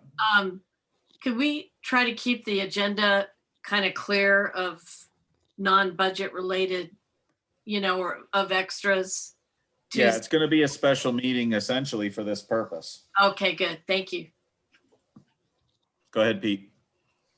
I'll be very brief. 2 quick points.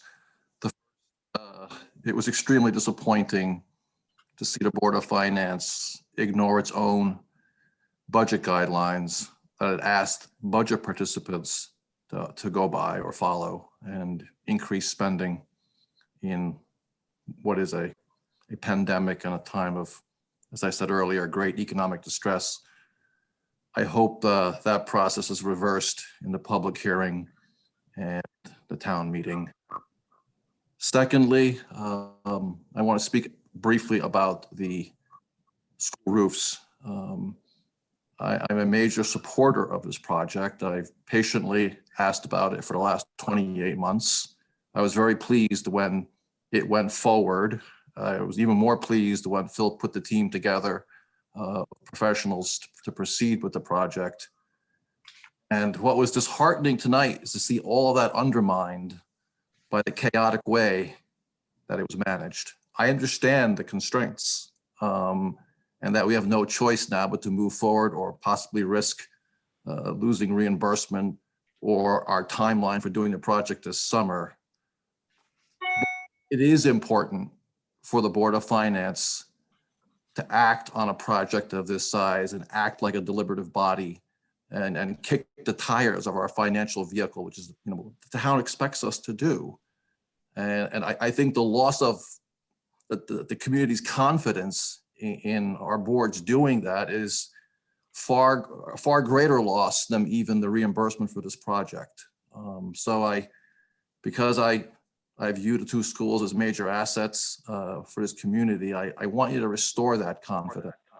I would suggest that in future Board of Finance meetings, that this remain on your regular agenda so you can follow up on it and show the townspeople that we're not just doing this, because, well, we just did it.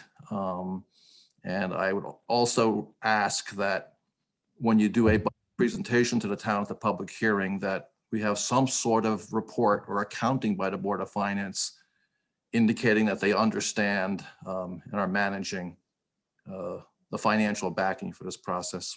Thank you very much and have a good evening. Thank you.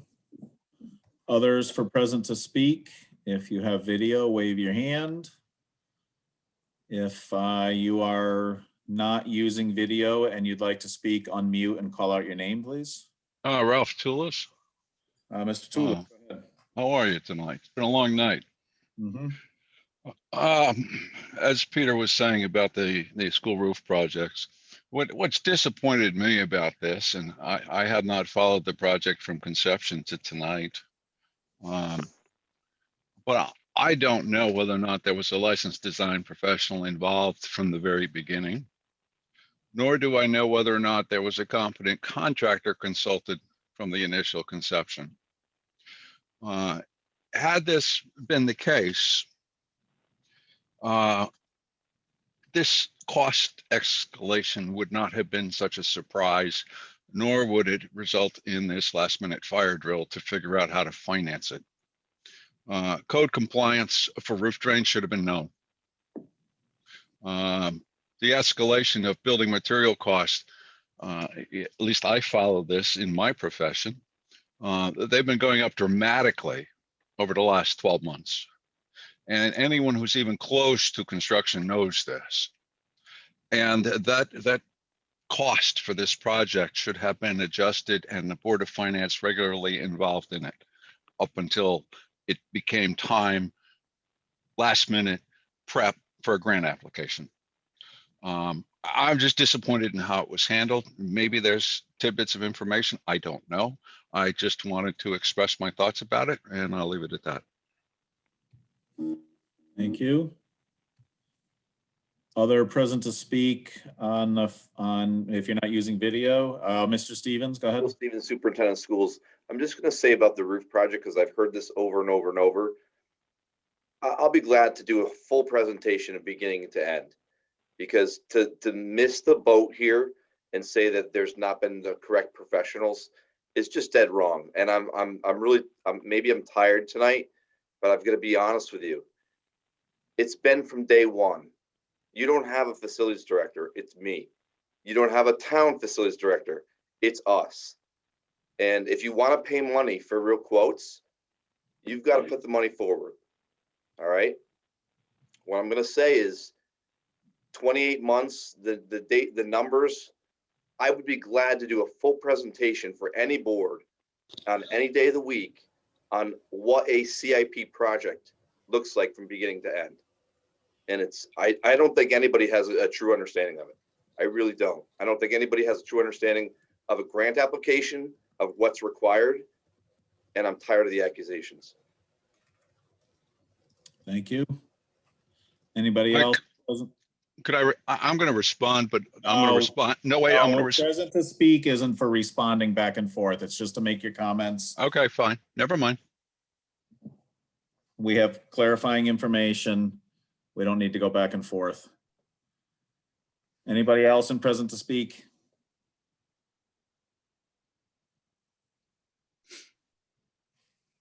All right. Good and welfare. Happy birthday, Christina. Thank you for spending your entire birthday night with us. Thanks. Everyone stay healthy and thank you for all the hard work. This is not easy, but it's very important. And we'll see you on Tuesday. You want a motion to? Mike. Was that your? Thank you, Mike. Adjourn. Yep. Oh yeah, and that's my move to adjourn. All right, can we get a second? The way we're losing people, I don't think it matters. All right, all those in favor, say aye. Good night, thank Aye. you. And bye.